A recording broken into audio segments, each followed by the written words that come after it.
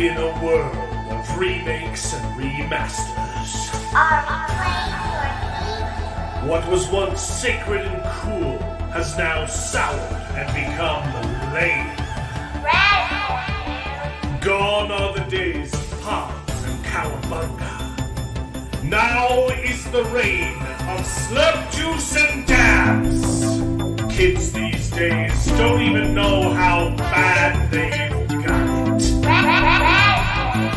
Now it's up to the best generation to rise to the occasion and make a show that dares to go where a lot of other nerdy shows have already gone quite a bit. That's right. They're going to talk about it a lot.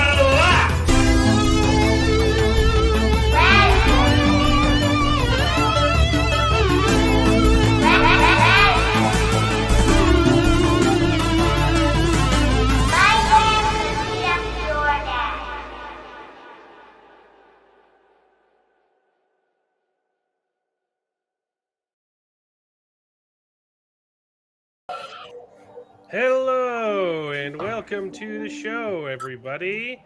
This is Best Gen, where nerds complain about nerdy things. It's called Best Gen because we're all roughly from the same gen. We happen to think that it's better than your gen. We're not better, but our movies sure as heck were. So strap on in and prepare to wax nostalgic as we reminisce upon the days of yore and complain about the stupid doo-doo poop that Hollywood is making today. Hell Stop. yeah. What Strap up, on. everybody? Strap on. Huh? All right, that's my cue to exit. No, just kidding. How's everybody doing tonight? Still sober. We've got some great guests. We've got the Nerdporial back on the show again. We've got Dane Bornholt from the White Cloaks YouTube channel, all to talk about this wonderful cinematic experience that is Disney Star Wars is Ahsoka Tano, the TV show, the movie. She should have died in Rebels. Sorry. Orale.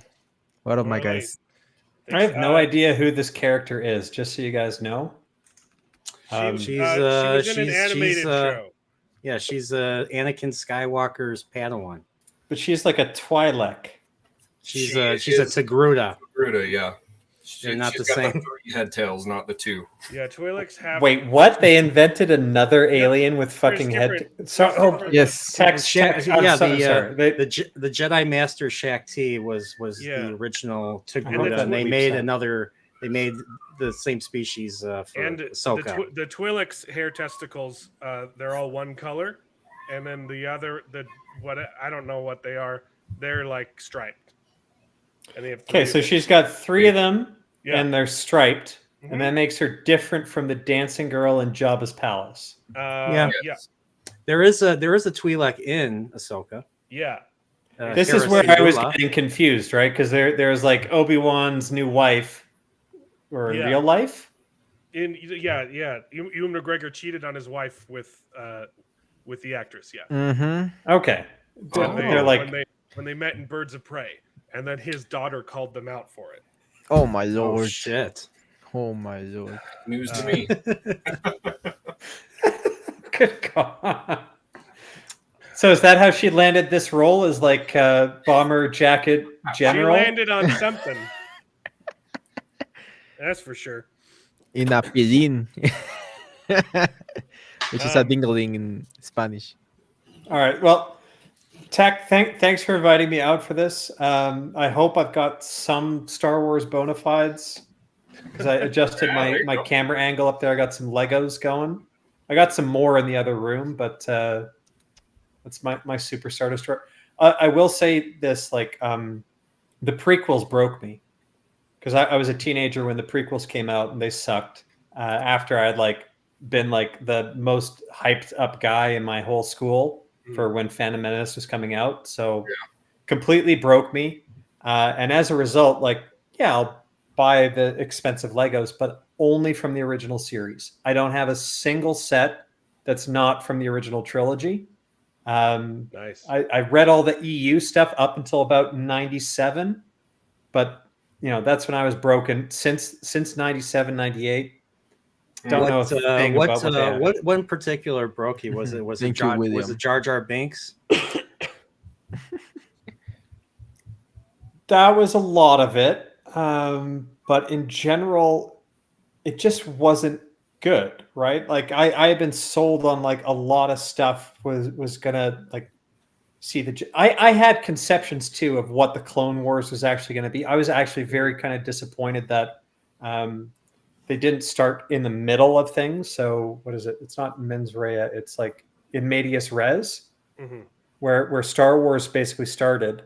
Yeah, and you get some fun world building, right? Kenobi says, "Oh, your father was a navigator on a spice freighter." That's your uncle talking. Yeah, that kind of stuff. But I was like, this is what I want to see with Episode 1. I want to see Anakin, a navigator on a spice freighter, in the middle of the Clone Wars already raging, and manifesting force abilities, and then General Kenobi is there, recognizes what he is.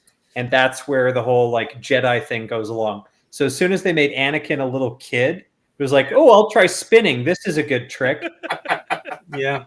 And then you add in Jar Jar, and it's just like, George, you've been out of this for 20 years, and you've somehow gotten into your head this is a kid's series.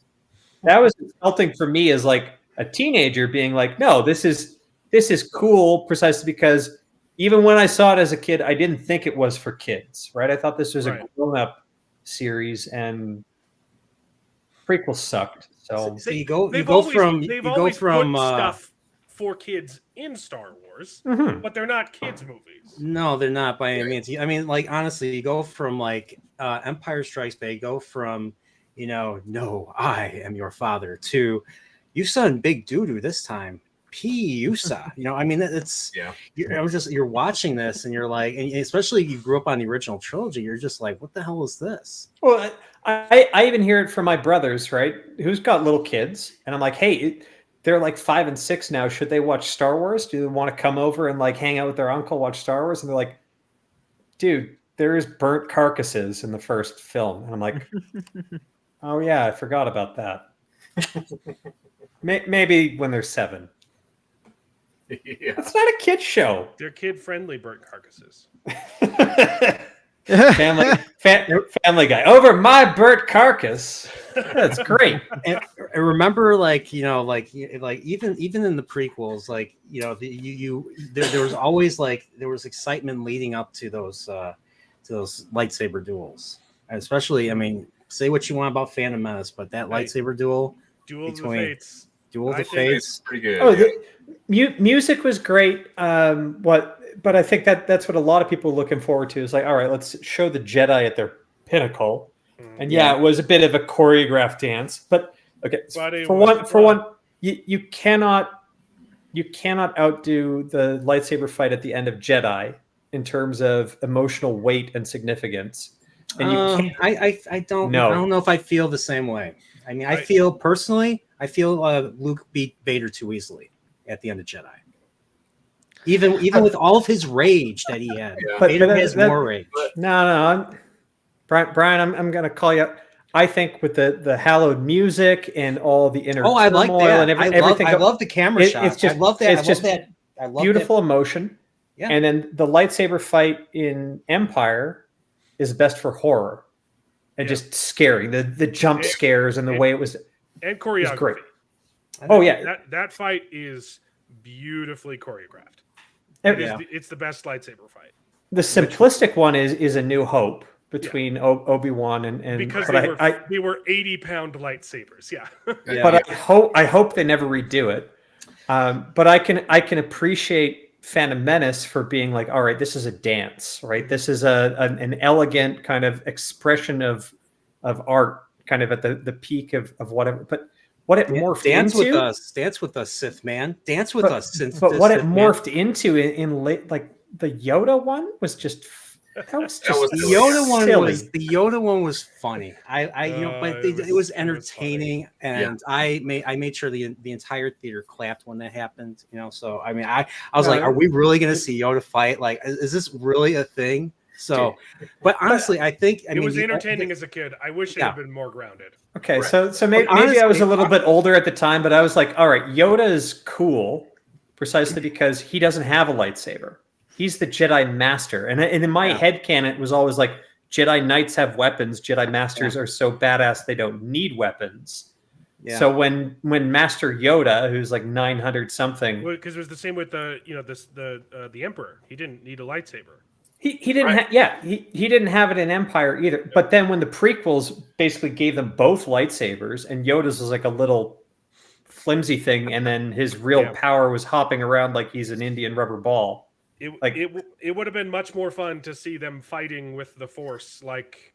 I mean, they do. They do. A little bit. They couldn't. Yeah, they couldn't really. All I'm saying is top each other with that. So after the prequels, like I totally checked out after Phantom Menace. I saw Attack of the Clones maybe once, and Return of the Sith, Revenge of the Sith. Also, maybe I saw that twice, just to be like, is this any good? I've never honestly sat through Attack of the Clones more than once. Yeah, I can't do it. Yeah, that was boring. Yeah, it showed the whole Naboo stuff literally put me to sleep the first time seeing. It's awful. That. It's a bit yeah. But just compare that to the 300 times I've seen like the original trilogy, all those films. Like it's just night and day, and I can't stand it. But that's where I checked out. So Ahsoka, what the hell is this? So I think that's the pre like. I can still enjoy the prequels, right? And a lot of that is nostalgia for me because I was a little bit younger when I saw them in theaters. I can also acknowledge they're not good movies, right? But watching them now, man, they're like it's like watching a Martin Scorsese film. Like compared to what we're getting now. All right, Tech, bring this up kind of after we do Ahsoka because I have a conspiracy theory I want to hear your guys' thoughts on. Okay, but just like we'll save that for a little bit later. I will say their biggest flaw is having the Clone Wars go down off screen. Yeah. Between movies, definitely. They focus on freaking. They focused on sand and awkward dialogue and romance, which I mean, George Lucas is a visionary, but he's always been bad at dialogue. There's even some stuff in the original trilogy where just like, what is this wording? Like the reason why weird sibling stuff in Return of the Jedi. It's like. What is this dialogue, man? And but they're pulling it Alec Guinness earned himself a 2.5% royalty, didn't he, for fixing some of the dialogue? Did he? That's awesome. I think so. He made like a 0.5% of the profits. Well, see, he got a royalty, and then as soon as Star Wars started making money, they like lowballed him again on the royalty. But he's serious. Of course they did. In interviews about it, he basically he fixed dialogue for George, like free of charge. Yeah, because he's like, this is shit. This is banal as hell. This script and all that. Honestly, I think that's why we've talked about this on the show several times. When the sequels were coming out, but I think that's why the original were coming out. Do you mean the Disney stuff was coming out? Yeah, I'm still waiting for sequels. Good point. Sorry. But the original trilogies, George Lucas is an amazing storyteller, right? And he came up with this amazing world, but he didn't do everything himself. He had other directors, other writers, other people help him with everything. And Empire the prequel, is that was all him. He was the man. He did everything. He did the writing. He did the directing, and nobody was there to say, "I think you should change this to." Whatever. It was him surrounded by yes men, including Rick McCallum, and you had your John Knowles and your Doug Changs and whoever the hell else. But back in the original trilogy, he had his wife. His wife was part of the team. Marsha Lucas was his editor, and she was pretty because they were married. She was very blunt about about what should be done. That's why the original. I mean, a lot of people say the original Star Wars was saved in the edit. They might be right. Yeah, there's and it was part of it, but you're a 30-year-old filmmaker or whatever he was at the time, and Yeah, and the movie you nearly weren't a killed him. billionaire, and you had a lot of stuff riding on it. You were taking advice, Yeah. and Yeah. you guys are 100% right. I think I saw that video clip. I think Mr. Plinkett's reviews or whatever included it. He walks out of his office like 3 weeks before principal photography, being like, "Hey, I've got the script done." Oh yeah, I've seen And that. you're just like, was that a first draft? Like, shouldn't you have had this like 3 years ago? Should you have Part of the pitch? sent it to an editor, developmental editor, to kind of see if like the plot makes sense and what could be improved? Like, how much work actually went into this? It sounds honestly like you guys are saying, like, yeah, surrounded by yes men. He was doing it all, self-financing it. He knew that whatever it was, people would eat it up, and he'd make a fucking God damn it. He'd make $1 billion. Are we through 5? Yeah, okay, we're through 5 minutes. They don't care. They don't care. I had a stream the other day and I said a lot of curse words, and it's the only stream that didn't get demonetized from me. And it's like I was not even trying Depends to on get the words. monetized. Depends on I the was like, words. oh, they don't care. They don't give a damn. All right. If you lose money on this tech, I'm going to send you some cash afterwards. But otherwise, I'm sorry. I'll take some cash too, Dane. Yeah. Why? Because I want some. I always want some. So. Anyway, But once again, the original trilogy. I mean, you had Marshall Lucas, you had Gary Kurtz. I mean, and I believe, I mean, this was kind of a partnership between Lucas and Kurtz. And then when Kurtz left after Empire, I mean, Jedi's pretty much where it started to, he became like pretty much the one and only. And Jedi was a bit of a, massive in parts, yeah. A massive down compared to Star Wars and Empire, in my opinion. So you could see that happen. But here's a fun thing. What is the best line from Empire? Or the most quintessential kind of like Luke, I'm your father. romance wise. There's a lot. There's Romance-wise. I know. I know. It's Harrison Ford wrote it. Yeah. He ad-libbed it. It's like something's not working, and it's. But do you think anyone ad-libbed a single line in the prequels? No. Nope. They did whatever George told them to do, and if they didn't, they'd be fired. Yeah. It wouldn't have happened. But that's the difference. But anyway, I think we've beaten out I don't know. Tech, it's your show. Have we beaten out the prequels to death? But a little bit, yeah. Williams asks what the best part of Clone Wars is, but you already answered the question because it's Natalie Portman's mid. Obi-Wan versus Grievous. That was Revenge of the Sith. Yeah. Not the clones. Yeah. Revenge of the Sith is definitely the low. The Revenge of the Sith is definitely the fourth best movie on Star Wars. Yeah, that's not. I don't know.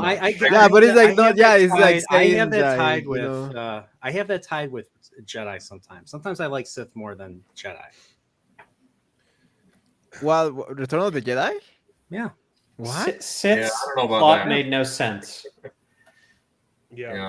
It's too the plot. The Emperor's plot is too convoluted. It doesn't make sense. Anakin turns to the dark side because he's afraid of turning to the dark side. Yeah, he's afraid of because he's Jedi. He doesn't want to repeat he doesn't want to repeat his mother dying with his wife. Yeah, it would have been, which is only a threat because he turns to the dark side. So it's like it's self-fulfilling prophecy, and it's like not satisfying at all. Yeah, it would have been a whole lot more effective if you showed a lot of the Clone Wars, show him getting shell shock, show him becoming numb, and then just wanting to start just become a dictator so that people will stop doing stupid things, right? That would have been way more believable. Give me the power so I can fix things, right? Make that a theme early on rather than kind of at the end. And part of this is what I was saying earlier. Like, I wanted to see Anakin get introduced as like a teenage or 20-year-old navigator on a spice freighter with the Clone Wars already raging, and then holy crap, this guy's got moves, maybe he's force sensitive. Then he moves into Jedi mode, or Obi-Wan trains him. But whatever, you can say he's too old or he's too hot-headed, or the context is you guys are saying middle of some Clone Wars. Like, it's called Star Wars. Just throw me into a freaking war to start out with. Don't tell me about war. Yeah. Trade negotiations? What the hell was this? What's wrong with trade negotiations? Oh, What's you wrong forgot with, the Ewok. What's wrong with votes of no confidence? What's wrong with we do not want to upset the Senate? You know, what's wrong with the Chinese and the Moedians? Excuse me. Sorry. And now we see the real power of the Republic, the bureaucrats. It's just, and the court, and they corrupt the courts and everything. Come on, I mean, come on, kids now. Everybody knows what treason is now, thanks to it's treason then. But I agree with you, Dane, especially on episode 1. It should have started when it should have started like you said in Medias on a Res, Spice Freighter. right? So I agree.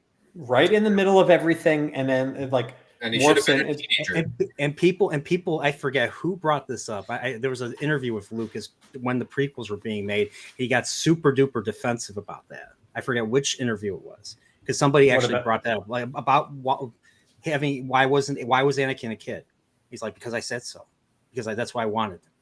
Yeah, and that's how he answered the question. Because he thought it was a kids movie, exactly. And he thought, this will be relatable to all the other 6-year-olds, and it's just like. Yeah, we're millennials, like, he was trying to get through millennials, I guess, but like younger millennials. I mean, I don't consider myself a millennial, although I'm kind of in between of the years between Gen Z and millennial. When I watch the movies, the thing in Mexico is that to get the movies is that you had to wait for like 3 years so we can get the freaking movies into TV, and it's for free, right? So I watched the first one when I was like 5, I guess. Then 6. Then the next one when I was like 7, and the third one when I was like 10 or something like that, because that one took a long time to get to Mexico, a long freaking time. And I liked them, but I in the second one I hated it because it was boring.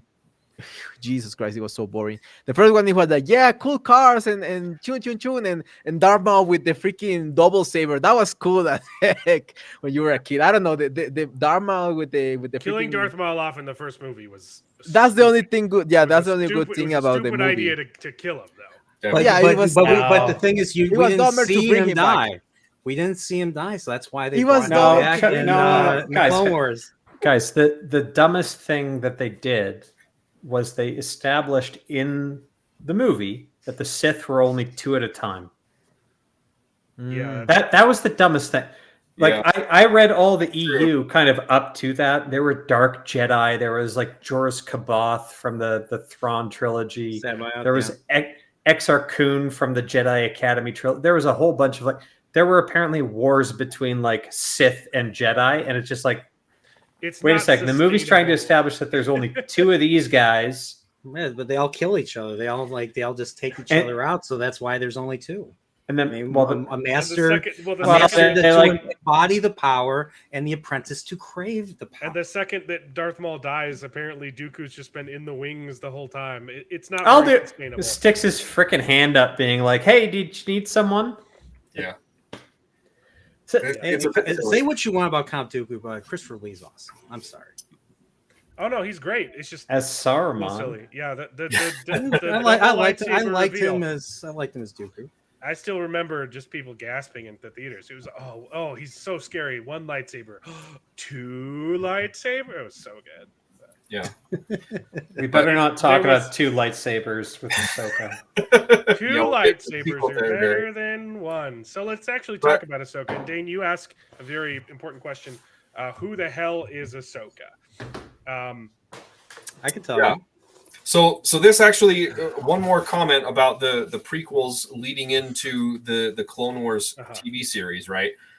One issue that I had with the prequels is it was supposed to show Anakin's descent into the dark side, right? It doesn't focus on and it doesn't do that at all. Like the entire series. 1 and 2, he's the good guy, and then all of a sudden in movie 3, he's just like, oh yeah, I'm gonna be bad now, I guess. And that was really annoying and frustrating, right? And then the Clone Wars animated series comes out, and it promised, it's going to explore more into his descent into the dark side. And I think And it was it like doesn't. one episode No. that he goes crazy and like loses control of his anger and punches out a dude and almost kills him, right? And that's Wait, what? basically it. Because like in that movie that I saw once, Attack of the Clowns, he like kills all the sand people. Yeah. Right. But then there's no. Yeah, and I know there's no follow up, and like it's right back. It was only sand people, right? So like, it wasn't really just care. sand people; it was the women, the children, sand were people, animals, women, and I slaughtered them like sand animals. people, children. Yeah, but they don't. Do they count? Explore him, his struggle with that. He just some people is was- like an euphemism for like Zor. yeah. There was the Mortis arc. That in, movie came out like right during the Iraq War, so it was like, yeah, it wasn't lost on anybody. So they did explore Anakin a little bit in the Mortis arc in season 3. So That's true. they go, you know what I'm talking about, right? They go to this planet. They somehow awaken in this world, and they encounter like literally the father, the son, and the daughter. I wonder who that was based off of. But that being said, Anakin just there's a point where Anakin learns his future and he just goes nuts. And I forget. Maybe you remember. I forget exactly how. It's been a while since I watched it. And Ahsoka and Obi-Wan were trying to like help him or something. Yeah. And, that was a good episode, and then at the very end they made him forget it because he can't know his future. And they never told the Obi-Wan and Ahsoka, because it was the three of them, what was going on with him, what he learned, and all that. So Yeah, that sounds really dumb. It was pretty good, but it was actually really compelling. I started watching this, and that's the biggest problem with Ahsoka. We ask, who the heck is she? The problem is, this is a live-action TV show that is a sequel to a reboot of a animated TV show. A reboot? If you count Rebels, a reboot. If you count Rebels, Clone Wars. you have to watch 7 seasons of Clone Wars, and then seasons of that? 4 seasons of the rebooted Clone Wars show, which is Star Wars Rebels, and then just to understand who Ahsoka is, and you have to watch 3 other crappy Star Wars live-action shows where Ahsoka makes appearances. Well, doesn't she only make an appearance in Mandalorian season 2? Okay, 2 and 3. And Boba Fett. And Boba Fett. She was in Boba Fett. Okay, my lord! you have to watch all of this garbage just to understand who the heck this character is. No, you don't. It doesn't. It doesn't matter. No, you don't. I'm with Angry Mexa. I don't think I do. Action You don't have to. sequel to an animated show. It's just keep it animated, okay? Or focus on a different character, okay? It's not like you can't jump like Dane Bornhold suggested, jump into the middle of the action, right?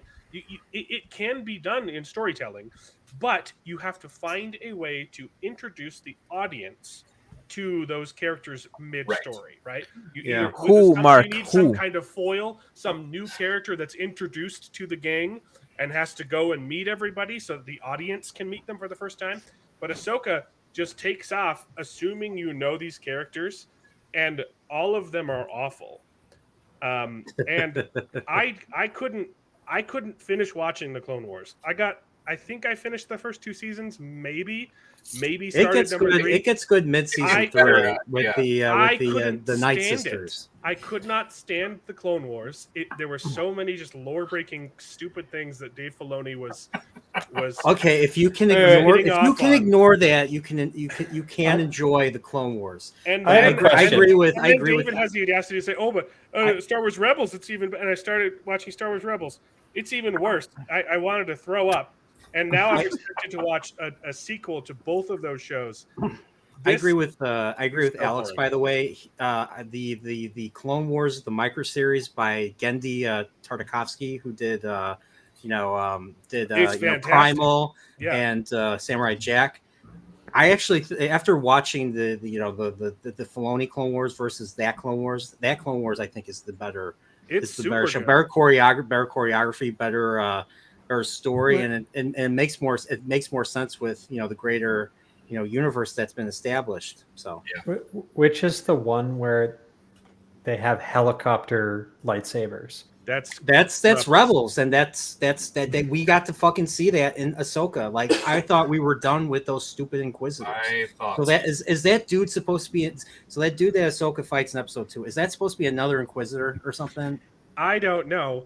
I didn't watch episode 2. I couldn't. Oh, do that's it. right. That's I right. couldn't do it. I watched I think Ahsoka he's- episode 1, I and I Googled- made my stupid devoid of logic video on it. And for the life of me, I tried 5 times. I couldn't start episode 2. I saw was it. so sick. Yeah. I couldn't start it. Yeah, but in summarize, you don't have to watch anything. I literally just watched one episode, I think, from freaking Clone Wars, and that's it. And I know who that girl is, and I don't give a damn if she is in Boba Fett or in Mandalorian. That those shows are like. Guy kinda bad. comes in here and asks what our thoughts on the prequels. We were talking about that. yeah, we just Go talked back a about few. it, Go We've back. been man. talking about the 10 minutes prequels ago. for You 30 freaking- minutes. We can't get into it again, okay?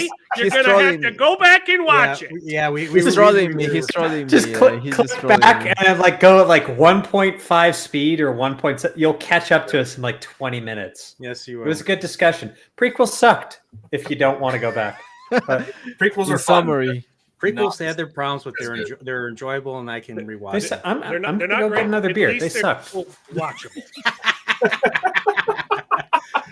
nah, he's just trolling me. Um, Yeah, so you don't have to watch any of those to understand that Ahsoka sucks donkey balls. Oh my god, I'm watching it. I'm watching the like once again, they're borrowing from Knights of the Old Republic. They're borrowing from KOTOR again. First it was Force great Awakens. fucking The game. whole idea, seeking a map to find this ancient weapon before the Sith get to it, that was KOTOR. I'm Right. sure there was more to the story. So- But here, yeah, was I, it- I in like KOTOR, I like KOTOR, map quests when I have a controller. And I can actually you can do pull it. up the map. Okay, but question though: I in don't like KOTOR, map quests in shows. what was the map leading you to, a weapon or to a freaking person? it was leading you to a freaking person named Grand Admiral Thrawn. Remember Grand Admiral Thrawn from Heir to the Empire, Dark Force Rising, and The Last Command? The Thrawn Yes. trilogy. I haven't. Dane, you I actually haven't read. I've only read the first book. I know, Dane, you said you read the whole thing. You've read up to, you said 97? Yeah, when I was 12. We're 12. Yeah, there you go. Like those Timothy Zahn books, that was the first one. Okay, so hands up if you read the expanded universe, at least like the first 50 books of it. I've never read. Nice. I read like 1 or 2 I read books. 2. Yeah. Oh, gee, I read Heir So- to the Empire.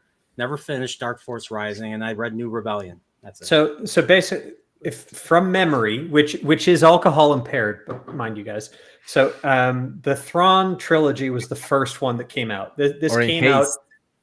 This EU this type, The I forget the what EU. level. So- There's different levels of canon in Star Wars. There's so much Okay. crap from. So what I'm gonna go with- Before Disney, it was just the movies and then the extended. So there was 3 movies. This is prequels. Like 99 is when this all got nuked, right? Yeah.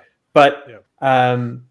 prior to 99, the first thing that ever got licensed to be some Star Wars property, kind of official, was the Timothy Zahn trilogy. It was the first time George Lucas ever okayed somebody to like do anything in his world that established a story, and it was explicit, being like, this needs to be post the movies. Everything prior, don't want any of that, because it was all lingering in everyone's mind. Episode 4, right? The first movie was episode 4. When is 1, 2, 3 coming out? So we all kind of knew that. So none of the books touched on anything that could be kind of story-wise for episode 1, 2, 3. Right. You want to It all had to be after. But the Thrawn trilogy was the first one by Timothy Zahn. The second one that came out was the Jedi Academy ones, which were also pretty cool books. There were a couple standalone novels. There was a Corellia trilogy where they found another super weapon in the Corellia system. And there was I had a bookshelf full of these things. They were all published by Bantam Books. And then when Del Rey took it over, these Yazun Vong extragalactical aliens came off and killed Chewbacca. And at this point, I was like, all right, I'm done with this. They also killed, if I remember correctly, they killed Han Solo's one of his kids, his youngest kid, I believe. Yeah, but the kids that they have, so there was Jason and Jaina Solo, and then Anakin Solo was like the youngest one. Jason and Jaina were like, they were twins and they were born in the Thrawn trilogy. Yeah. And it's like 20 years later when Jason turns to the dark side. I'm like, wait a second, what? This is a character I actually like. I never saw that coming with his whole. That's beside the point. They were kids kind of throughout. They were like force sensitive and whatnot, but they weren't like protagonists in anything. But anyway, dozens of books. I loved them. They were great for their time. A lot of like, you could cherry pick the best parts of all these novels and make a really good sequel trilogy if that was your kind of goal. Yeah. But Thrawn, like there's a special place, that Thrawn trilogy, because he was a perfect new antagonist for the heroes because he didn't have any force power. He was just smarter by orders of magnitude than everybody else. It was awesome. He was able to like anticipate what the characters were going to do before they even thought of it. It was great. If you like Thrawn, you would hate Rebels. Yeah. They just. What did they do? Well, they use him introduced as a villain. Yeah, they introduced Thrawn early in the Empire time, and then at the end of Rebels, spoilers, he gets. They instead of like fighting him, they have a Jedi named Ezra. That's the worst part. Is all these stupid TV shows keep introducing Jedi that didn't die, that were alive during Luke Skywalker stuff, and you're like, what were they doing? Okay, and so the end of Rebels, Ezra. So basically, he teleports Thrawn to an alternate dimension, or into another galaxy. Yeah, so Ezra, Thrawn, and the rather than just going and killing him or fighting him, he teleports him away. So Ezra and Thrawn were on the ship. That's why they need the map. So yeah, Ezra and Thrawn were on the Star Destroyer. Ezra got his final, temptation from the Emperor, hologram of the Emperor, and then after that, like he somehow captures the ship. But then you have these space whales. So Dave Filoni invented space whales. So Dave Filoni invented space whales that have where they got the ability to do light speed. Yes, Dane, you have to hear this. You have to hear this. That's where light speed comes from. It comes from space whales. All right, and the space whales. Ezra's plan with this other dude named Mart or something, another 17-year-old boy, was they were going to use these space whales to beat the Empire. And so they literally I don't know what they do. They shoot a harpoon up this one space whale's ass, and it takes them. It starts, and then all of a sudden it attacks with its tentacles, grabs Thrawn, and then it goes to warp, or not warp, light speed, and that's why Thrawn and Ezra are out of the picture during the original trilogy. Kind of, yeah. And that's how Rebels ended, season 4. It's been 5.5 years, and now Ahsoka is basically that's continuing why they that need story. a map. For some reason, they find a map in Ahsoka that has been in this ancient 1,000-year-old Jedi temple where like the structure is disintegrating, and for some reason there aren't any doors, and she finds a map to the location of a person. Not even like how does this map exist? It's stupid. It's retarded. The show is for babies. You can't make me watch anymore. Oh my God, Space Lizos, Space Gorlocks. Okay, and Dave, I'm gonna do David's part. No. David's gonna come in. Oh, come on, Star Wars isn't that bad. Star Wars isn't dead to me yet. They keep. It's dead to They me. keep stabbing it with a machete. I keep coming back to him like a lover who's constantly abused, calls to leave her husband. and It's been like it's been like 25 years since I've actually read the Thrawn trilogy, but I know there weren't any whales. Nice. So, Dave, beautiful. Yeah. Like, there's probably no hardcovers because it came out paperback or whatnot. Look for the whales.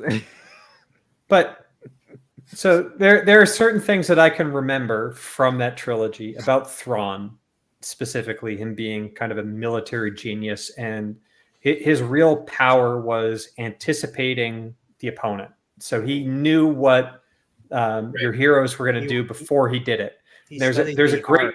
He studied if I remember correctly, he studied the art of a culture, and that's how he was able to anticipate how their culture and how they and their mentality. He knew what they were going to do before they did it. There's a great scene in there where our hero, so Leia is pregnant in this part because Jason and Jaina need to get born or whatever. Those are the kid characters. And of course, everyone knows like these are going to be Force-sensitive kids, and they're going to be very valuable if they get kidnapped or stolen or whatnot. So they need to hide Leia away while she's coming to term. Wait, why would Force-sensitive children be valuable because they're the only ones. In a universe where there are hundreds of surviving Jedi. Yeah, it's just every time something like that happens, it diminishes Luke even more. It diminishes his role in the original trilogy. I'm just like, Luke and Leia. They could ask Yoda could have been reached out to anybody. Hey, you come on, join me. Let's save the galaxy. But the great thing about Thrawn is basically in one scene he's able to deduce from a single transmission exactly what our heroes had planned. That even though Leia was supposed to be on that ship, they just remodulated the voice of the protocol droid that they always hang out with in order to send that. But what they're really doing is sending her with that person on that ship with Chewbacca. And the only logical place that they then go is to the Chewbacca homeworld, Kashyyyk or whatever, and surround her with Wookiees. And it's just like, damn, dude. That's strategy. You knew exactly what they were going to do, and as a result, all right, you've got your next plan. You're going to go kidnap her at Kashyyyk or whatever. But the other great thing about Thrawn was he was undone at the end of the trilogy. Like he's winning. He's winning the fight. He's got the by a strong female character. No, okay. It was a blind spot. There was a race of assassins. I forget the names on the tip of my tongue, but it was like an alien race on a particular planet. Assassins? No, it was. No, it wasn't those ones either. But it was like they worshipped Darth Vader because they thought Darth Vader was like their deliverance in a previous thing. But they felt an affinity then for Leia, who was Lady Vader, the daughter of Darth Vader. And when Leia explained to them exactly what Darth Vader was and how he had manipulated them and betrayed them and whatnot. At the end of the day, at the very climax of the battle, Grand Admiral Thrawn there is winning. He's winning. He's beating the frickin' rebels. He's beating the New Republic. He's about to win. And then his bodyguard basically says, "We were betrayed," and thrusts a dagger into his heart. And then he just basically laughs because this is the first time he's been he didn't foresee not necessarily outsmart. He didn't see that contingency, and it was just like, I did have some hubris, and he basically just dies. He was an excellent villain, precisely because he was very intelligent, and that made him terrifying, and that was the only thing he needed. Yeah, Gadfly makes a and I think the problem with writing a smart character is that you have to be smart, and we've seen the IQs of the writers nowadays. Timothy Zahn, they can't do it. Timothy Zahn was a very good writer. Like I'm pretty sure he'd won. Did he win Hugas or Nebulas before that for his own stuff? David, what does it say on there? Like Hugo Winning Award, yeah, Hugo Award-winning author. So Timothy Zahn had won a Hugo. And this isn't like post 90s Hugo where if you basically just show enough representation they'll throw you the award. He won something pre-95. Yeah. Which is pretty good. If you want a good list of science fiction to read, go look at Hugo and Nebula winners before the 1990s. Yeah. Excellent. Yeah, agreed. Yeah. So I will say they did bring a little bit of that, Thrawn manipulation and expert tactician, I guess, in battle and battle strategies and stuff in the show Rebels. He just played the long game, if I remember correctly. He played the long game and basically figured out where they were and then attacked at the end of season 3. Yeah. I forget what happened with season 4. I don't remember what happened in each of the seasons, but I know he captured a bunch of the Twi'leks and was studying their culture, right? For a little bit. Did he figure out what was in their freaking head tubes? Yeah, probably. Is that like their hair or their brains? Like, I want to know. That's a good question. I don't know. But yeah, so I appreciated the Clone Wars animated series and Rebels. I know that there's a lot of episodes of the Clone Wars that are not super great, and I acknowledge that. But I like them. I thought when I was starting to watch both of them, I didn't like the animation style for both of the shows, but I got used to it. And, I liked the progress that we saw from Ahsoka. I wish we saw more of Anakin's, descent to the dark side that I was hoping for, But I enjoyed the shows, and I enjoyed where they went. But I don't feel a connection to those characters in Ahsoka. I think Ahsoka herself is okay. Hera is decent, but Sabine is by far the biggest disconnect. She just does not feel like the Ahsoka in the show. I don't know. They introduced her character by putting innocent people in danger. Yeah. Wait, on the highway? Yeah. Yeah. No, that's an empty highway. Don't worry about it. No one.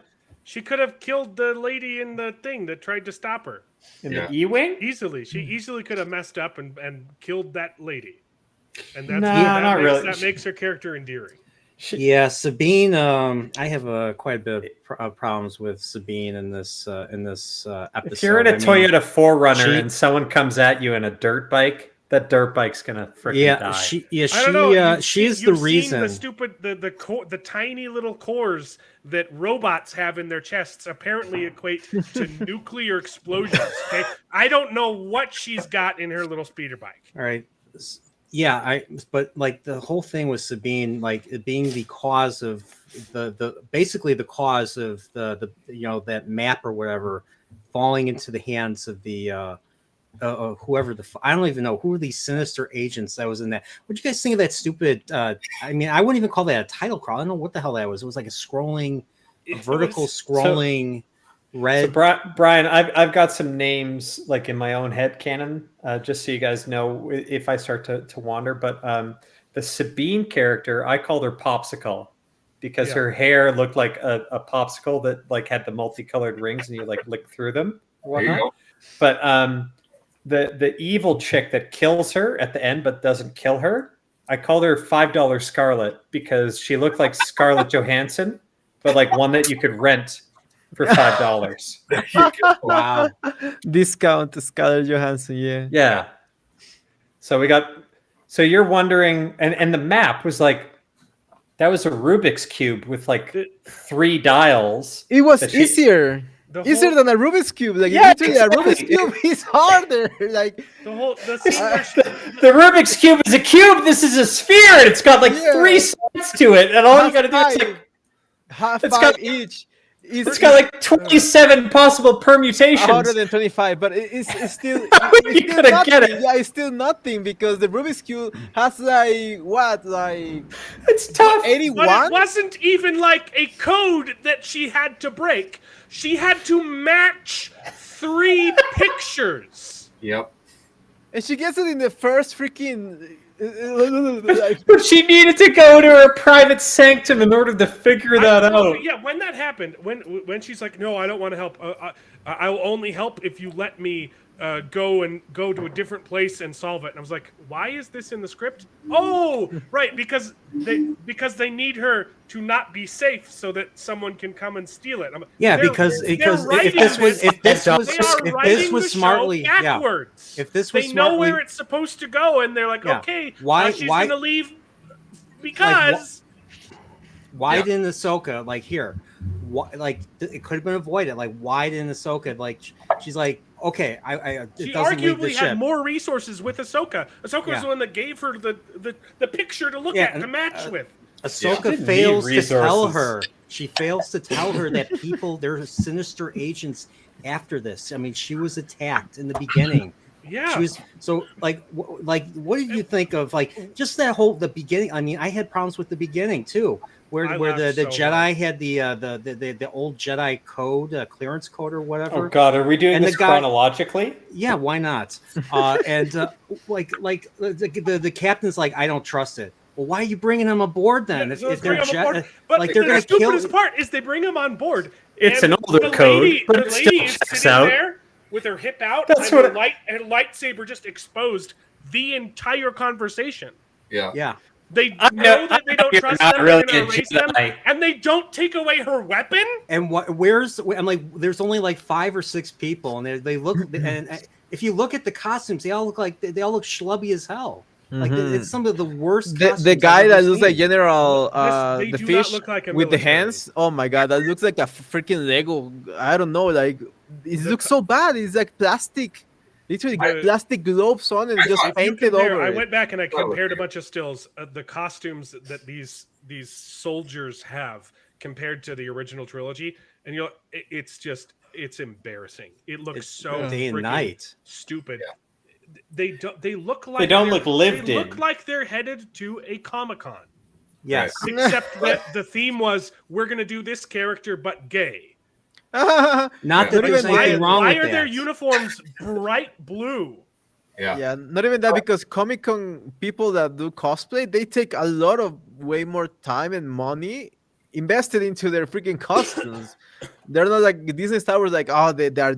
Our fans are just dumb. They're not gonna notice. And he's like, no.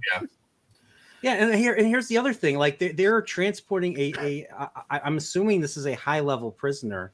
This what's her name? Lady Morgan. That's a great Star Wars name. Is Morgan. Yeah. Just call her Karen. Okay, Lady Karen. Well, we'll call her Lady Karen then. But I'm like, who is this character? Why is she connected to Thrawn? Like, she was in season 2 of The Mandalorian. She was in that Kurosawa Western you have to do type so of much episode. Homework. Yeah, that's what my video made fun of. The text scroll. It's none of it is new information. It's literally just recapping 15 seasons of TV that you should have watched before this show. I'm like, the text scrolls used to be what happened in between the movies so that we can jump straight to the interesting part and set up the plot. And now the text scrolls exist to help you catch up on all the garbage that you didn't watch. How many episodes is this season supposed to be? Is this supposed to be 6 episodes, 8 episodes? I hope it's just like 6. I have it somewhere. I think it's 8. I'm still recovering. I think it's 8. Cold. I looked it up earlier, Brian, to see if there was a 3rd episode that I hadn't watched yet. And then I saw that there was, I think, 8 in the season. Oh, my Lord. 8 episodes. But, they only wrote 4 because half these episodes are just filler. Like, this is the other thing that's... How do you have a filler episode with only 8? How do you have a filler episode with 8 episode seasons? There's long stretches of film where nothing's actually being said. People looking at each other. They're trying to imitate Kubrick. They're very slow scenes, very quiet scenes. I like how they changed. I like how Ahsoka is totally different from her anime. Like, I don't know if they're not imitating Kubrick. They're really not. They're not smart enough to even It's- think about cooking. I mean, it was just a shallow. I know. It was just a shallow comparison, Dane. So You know I'm it's getting 8 at, right? episodes Very 'cause slow, it ends very the same slow. You know that scene. I've got a lot of buttons, and you're just pressing all of them. Ahsoka is going to end the same week as Wheel of Time, because Wheel of Time drops the first 3 episodes all at once Don't Next week. remind me. this Oh week. goodness. It's gonna be a hell of a Thursday. Yep. Oh, we're so excited. Can't I'm just not. can't hide it. So I have might to make die this Void of week. Logic videos. I might not actually. They're gonna be here next fun. I'm week. gonna be looking forward to those. They're gonna be really fun. Dude, Wheel of I'm Time? done. I finished. So I finished. No, my, the Void of Logic videos. I finished Oh, okay. my Devoid of Logic video for episode 1 of season 1, and it's been done for a week, and Amazon struck it. Like they removed it completely. Holy and I'm currently battling an appeal. Because okay, too many. Normally Season, a like, company will like get the auto recognition and just say, "Hey, this is ours," and then if you contest it, they'll say, "Oh, they'll release the copyright strike," or it's not a copyright strike; it's a whatever. It's a copyright claim. Claim, yeah. Yeah. They took my video down, so I can't even publish it. It was supposed to be published this week. It's really weird because I don't know if I'm just lucky or they're like, this guy's Mexican, doesn't matter. But I never get like copyright claim. Maybe I just like I put too much images between the. I always take a picture of the scene, and so it doesn't look like it's a complete scene. And so I always cut the images. I don't know. I never get copyright claim. I bless to the Lord, you know. It's Thank also God. Amazon is cracking down hard right before the season 2 release. Hmm. They're claiming. Yeah, Oh, exactly. It's such a cancerous show. It I is. hear Cancer plus 70% of people think it's In better than game. the books. No. It was 0.07% of people like the show.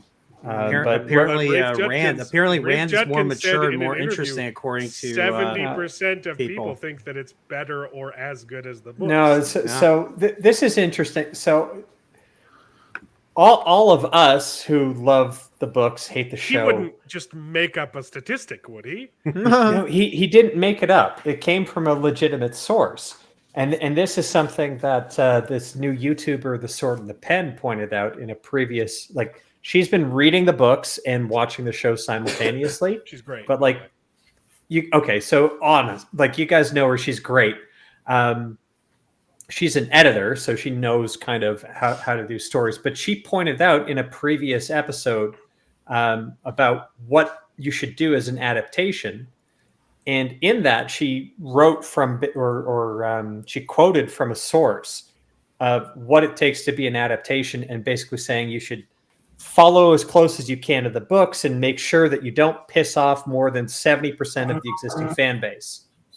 That's where Rafe Judkins got his 70% from. He probably read the exact same thing that she was quoting, and he's just out there on Twitter saying, "Yeah, 70% of all book fans love this TV show the same or more than the books." That's what he did. They're reading the same material, and he's basically blindly asserting, well, at least in my experience, 70% still like it. He's lying through his ass. Oh my gosh. yeah. Because David never gets copyright strikes because he never makes new. Hey, that's a low blow, Mark. Damn. Anyway, all I'm saying here is there is no show that is more loathed by the hardcore fan base than Wheel of Time, because the mask fell off, I think, either fairly early on, but it was completely gone by the 8th episode. Everyone knows this sucks. This is gonna, and the one thing we've seen from season 2 coming up was a Dark Friend social, whatever they call it, like, which was take your daughter to work day mashed with a freaking Sarah McLachlan. Just this week, Sarah McLachlan, like, SPCA commercial. Like, I'm don't hit your Trolloc. They're just hungry. Feed them. I'm shocked though. You sound like the just mayor of this week- Chicago right now.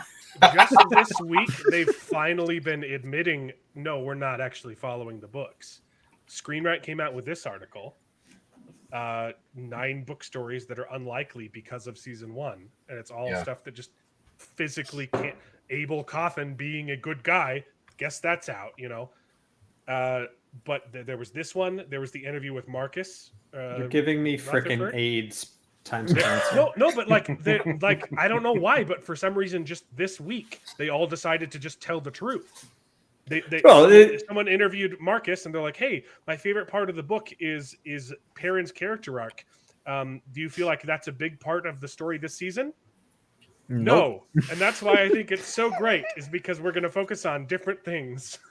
Oh boy! And they did the same thing with Matt. They're like, "Yeah, Matt's not anything like." The actors are saying this. You've all loved the Wheel of Time, but aren't you tired of it? Don't you want something new?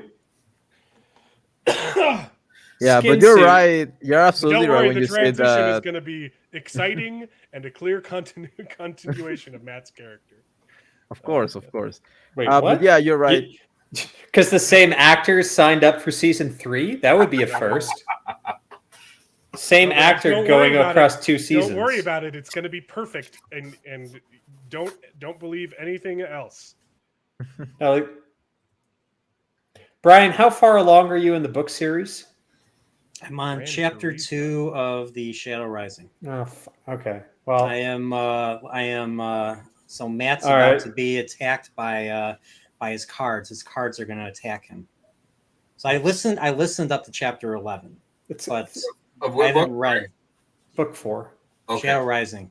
That's right after he gets the Calendar sword. Nice. I was under the assumption that this next season is supposed to be the next 2 books 2 and 3. So I read the first 3 books. They're practically the same book. I mean, they're exactly not. the same book. Yeah. And Rafe, Amazon and Rafe said so it must be true, Dan. It must be true. So you're wrong.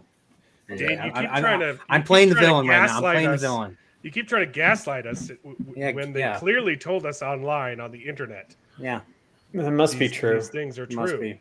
Just like how the first book is a clone of Lord of the Rings, right? It's an homage to. It's a clone of the hero's journey, Dane. Okay. That's why I say. That's why I say in my Eye of the World review, which I'm still editing. I've said this before. I'll say it again. All right. No, there are only superficial similarities between the Lord of the Rings and the Wheel of Time, because at the end of the day, the reason why the Lord of the Rings really resonated with a lot of readers was the everyman character of your hero, which was Frodo. He's a hobbit. He's a little guy. There's nothing special about him. But he's a master. He's got a servant named Sam. He had a job to do, and he did it, which really struck a chord with everyone that kind of went through World War I and II. Like, it doesn't matter how big you are. It doesn't matter if you're special. You're not Achilles. You're not Beowulf. If you have a task, you could save the world. And that's what really set Lord of the Rings and turned it into the best-selling story of the 20th century. It's this everyman feature, this nothing special protagonist that's at the core of Lord of the Rings. Yeah. Wheel of Time is the opposite. Yeah. Wheel of Time is a chosen one story. There is nothing within fantasy lit. There's nothing more diametrically opposed than Randall Thor and Frodo Baggins. They're the opposite people. Yeah, that was the point. Like, he wanted to, like they have a similar setup, but he wanted to do his version of that story. Like he said, in that famous interview where he talks about Gandalf showing up to Frodo and everyone just being like, okay, yeah, sure, let's just drop everything and go. And he's like, I've been in a lot of small towns. I've met a lot of farmers. And if you go up to a farmer's kid and say, hey, you're the chosen one, you got to go fight the devil. Hop on my back, let's go. They're gonna say, yeah, sure, that sounds great. Have another drink. Have another drink, mate. And then I'm gonna peace out. So yeah, there are similarities to Lord of the Rings, like in its setup, superficial, but it's a completely different story. Yeah. So what I really loathe is people saying season 1 of the show was bad because the first book was bad. Honestly, screw you. Yeah. It was an excellent book. It set up all the rest of them. But anyway, this is an Ahsoka stream, so I shouldn't be bitching. All I'm saying is we'll be complaining next week, baby. Is that when that comes out next week? It comes out on Thursday. Thursday Oh my gosh.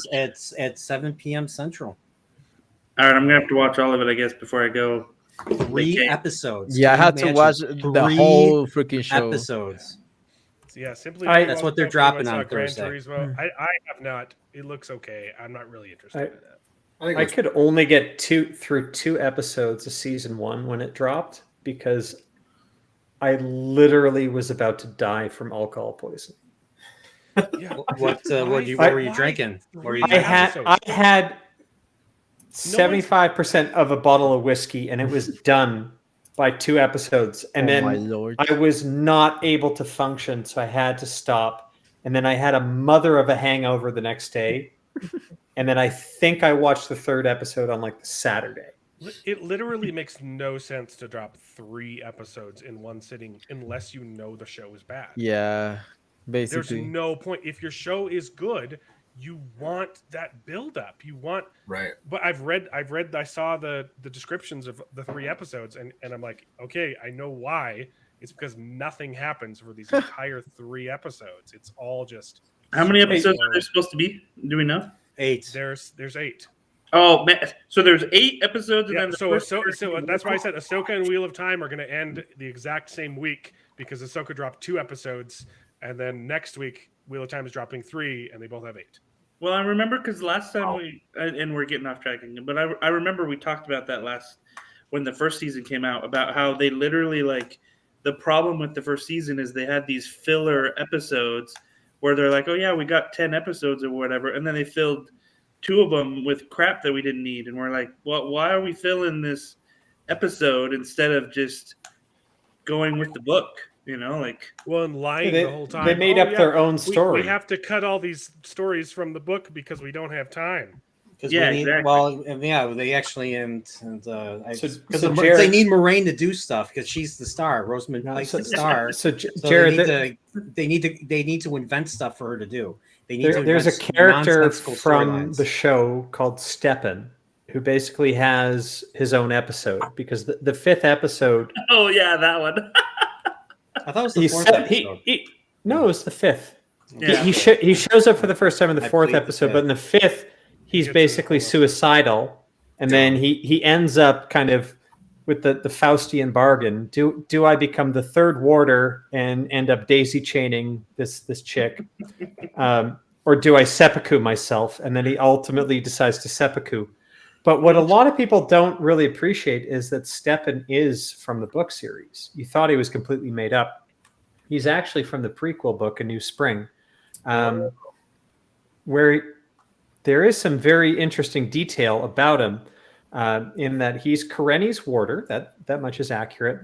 But he looks more like a clerk than a warder. It's point 1. And he plays the bittern, which is an instrument, as deftly as any hired minstrel. And he has sad brown eyes. That's it. And while that sounds very rich for any kind of character development, that is about as light as it comes with Wheel of Time. There are over 3,000 named characters in the book series. Steppen is the most obscure one, bar none. Yeah. And he got his own fucking episode. Yeah. Yeah, so it'll be a good season 2, I think, huh? Yeah. Take your daughter to work day to Darkfriend Central. So Dane, Dane, how's the season going to end? How are they going to change the? Are we going to dive into this? I want to. Since I'm on with you, I want to know right now. I want to know exactly what you're. Do you want to know how it ends? How is season 2 going to end?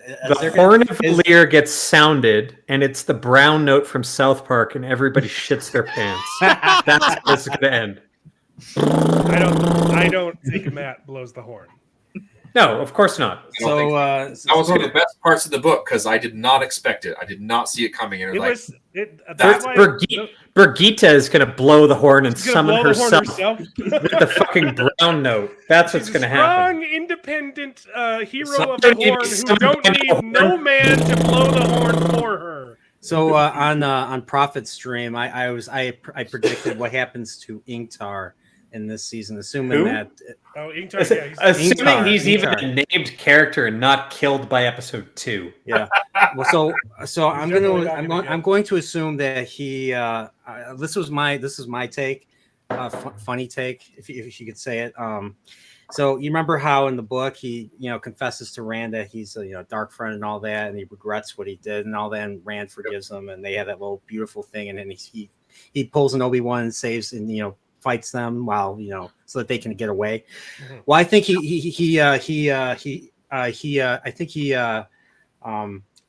confesses to Nynaeve and Egwene, and then Moraine, and they all bail fire him out of existence. So because we're past the age of forgiveness. No redemption. No. Yeah. Mark Clark, thanks for the $5 because David was actually on time for once. Thank you so much. Welcome for the $5, I guess. Yeah, I'm so. Ugh. Anyway, all right. We're gonna chat Ahsoka some more, or are we? Ahsoka sucks. Yeah. So I literally couldn't bring myself to watch episode 2. It was so freaking stupid. I do have to say though. Yeah. I'm loving that David Tennant's in it. Like seriously, that's my favorite part. Is every time I'm listening to the robot, I'm like, David Tennant, yeah, all right. So basically, Hui Yang is basically he's basically Mr. Ollivander for Jedi. You know how Mr. Ollivander makes the wands or selects the wands. Well, Hui Yang is the lightsaber, Mr. Ollivander. And I'm just like, fucking Dave Filoni, will you stop with the Lord of the Rings and Harry Potter references and just Star Wars? You're making Star Wars. Don't stop quoting Lord of the Rings. Stop quoting. Everyone keeps blowing smoke up Dave Filoni's batoot, but it's not making it up. It's never going to make it inside because his head is already stuck so far up there. Honestly, he hasn't. He's never made good Star Wars content. Everyone loves him so much. I hate him. I hate everything that Dave Filoni has done to Star Wars. He's been like Clancy Brown, shattering canon ever since he started, and everyone keeps trying to toot his horn. I think he's made some of the best Star Wars stuff since Disney took over. I think he's one of the only decent people. I agree. He's got flaws. He's way too attached to his characters, and he won't let them freaking die. Can we talk about this? Ahsoka should have died. She should have fell to Darth Vader in Star Wars Rebels. No. Ahsoka, but at a certain point, David, Ahsoka's going to die this season. She's going to be killed by the white-haired Sith lady, and $5 Scarlet. And then $5 Scarlet, and then $5 Scarlet can have a redemption arc. They're literally gonna do the Phantom Menace, right? So I mean, they already copied the Phantom Menace. Sorry. Yeah. Scarlet Joe actually has white hair. Is gonna end up killing Ahsoka at the end of this, and a Chinese popsicle is gonna pick up the mantle and become the new lesbian. I don't think that's gonna happen. I don't think that's going to happen. Do you guys want to know something really embarrassing? I was calling Ahsoka face painted Rosario in my head while watching it, and then I saw the credits and it was actually Rosario Dawson, and I was like, "You didn't know?" No. Oh, dude, I went into it blind. I was like, "No, I watched that your live updates on Discord, and when you discovered that, it was hilarious." That's hilarious. Although Clancy Brown, like I was saying, like Zed from Starship Troopers, and then like he was in the Highlander movie. That guy's better to fade out than to burn. It's better to burn out than to fade away. He cannot use his hand or cannot press a button if you disable his hand. Great, but what is he doing here? And he was in Rebels. He played everything. He's playing the character that he played in Rebels. Really? He was on Lothal. Yeah. This show, it's so slow. Everyone talks. Slow. All right, you guys want to know what the slowest part of this? Pausing like they're doing some kind of dramatic Shakespearean scene, except that the dialogue is written like it was written by a baby. So what they're saying doesn't make sense, and they think that it's dramatic. All the world's and a they stage. think that we care about these characters, and I hate every single one of them. Yeah. Okay. The dumbest thing about Ahsoka that I could see while half smashed. I'm getting there. The popsicle is riding on a speeder bike on a highway with nothing, right? It's like it's an empty highway. There's no traffic whatsoever. Why does Star Wars have roads? When there's no wheels on your vehicles, you're absolutely right. But at the same, maybe that's why the road is empty, because there's no wheeled vehicles. She's got it to herself. It also doesn't lead anywhere at the end of the day because she like goes off road. That's beside the point. She's like going really fast to rock music, and then like two Star Wars version of punk. I'm like, what the hell? I'm like, what the hell is this? Not K-pop. Like they're trying to get like J.J. Abrams vibes of like it gave me serious Star like Trek. Star Trek, the movie Sabotage. With Chris Pine. What was Sabotage? Yeah. It's like the first playing one Beastie Boys. Yeah, that was. It's like stealing. It is stupid. Okay, but she's getting flanked here by two E-wings, and I'm pretty sure those are E-wings because I have the technical manuals from back when I was a dork in like 7th grade. Yeah, exactly. I know that they're E-wings because I got a comment on my video saying that might have been my comment. I literally clapped at the E-wing becoming canon. That wasn't my comment. All right, so the E-wings are there, and they're trying to like slow her down. Like, you needed to go back to the ceremony or whatever. So if you time it out and you watch it, like one of the E-wings books it to out in front of her and lands. That's 5 seconds. Just being like, we're flying with you. I have to accelerate and land within 5 seconds. And then it takes 45 seconds for her to catch up to that E-wing. Yep. So she can skid and slide and speed up and skid and go underneath it. Yeah. It's ridiculous. Who blocked, like, who timed this out? Who, like, mapped it? Who did any of this stuff? Like, you didn't need to show, like, you could just have, like, the thing, like, E-wings, like, go ahead, then have her banter some more, and then, like, after 30 seconds of her chatting with E-wing number 1, have the other one land and be like, don't worry, guy, I, like, blocked her off. Like, this is costless shit. Like, this is not something pertaining to Star Wars. This is just physics and like sequencing. How do these people have jobs? That's what I want to know. Because they know somebody. That's how else. Yeah. So you're saying fellatio is the answer to all of this? Fellatio, nepotism, everything. Yeah. Rosario Dawson was dating that one Democratic senator. What was his name? Kamala Harris? No, Rosario Dawson also dated a senator. Oh, Cory Booker. Yeah. Yeah. Wow. But I agree with you. I think the show is slow. It's boring. It's not well thought out. It's got lots of issues with it. And if I wasn't attached to these characters from enjoying the animated series, I might be in the same boat as you, bro. I might not continue watching. I was watching it with my wife who hadn't seen any of it, and I kept having to pause and like fill her in on backstory because, like you said, it's a continuation of an animated series that not everyone has seen, and I don't think they did a very good job of making it interesting for people that don't have that. We're almost done talking about Ahsoka. We'll talk about the book. We'll get to Lightbringer, okay? I do have my biggest issue with the series is this whole thing about Sabine being a Padawan apparently to Ahsoka, which never happened in the shows. It was hinted. It was hinted at the very, very final scene of Star Wars Rebels, where she's looking. She finishes her little mural, which we freaking see. We see that Star Wars Rebel mural. Yeah. In this show. Wait, Sabine drew that? Through that, yeah. I think so. Yeah, yeah. Oh my! It's the Wait. worst art I've ever seen in my life. Wait. Yeah, thought it was- I mean, why do you think She they gave did her the that? map? yeah, Brian, she did is that the stupid cartoon drawing behind Yeah, fucking yeah. Zed? No, like That's the star. That's I mean, that's Oh the my rebels. Lord. I That's the knew her Rebels, character was an characters. artist, Yeah. but I assumed she No, was no, a no. good I thought artist. that was the campiest freaking thing in Star Wars ever. Being like, what kind of set designer brought like who did this? Like, I thought but that was an homage to the animated show, but also to the character. well, Yeah. she painted it at the very end of Rebels of Yeah. the TV show.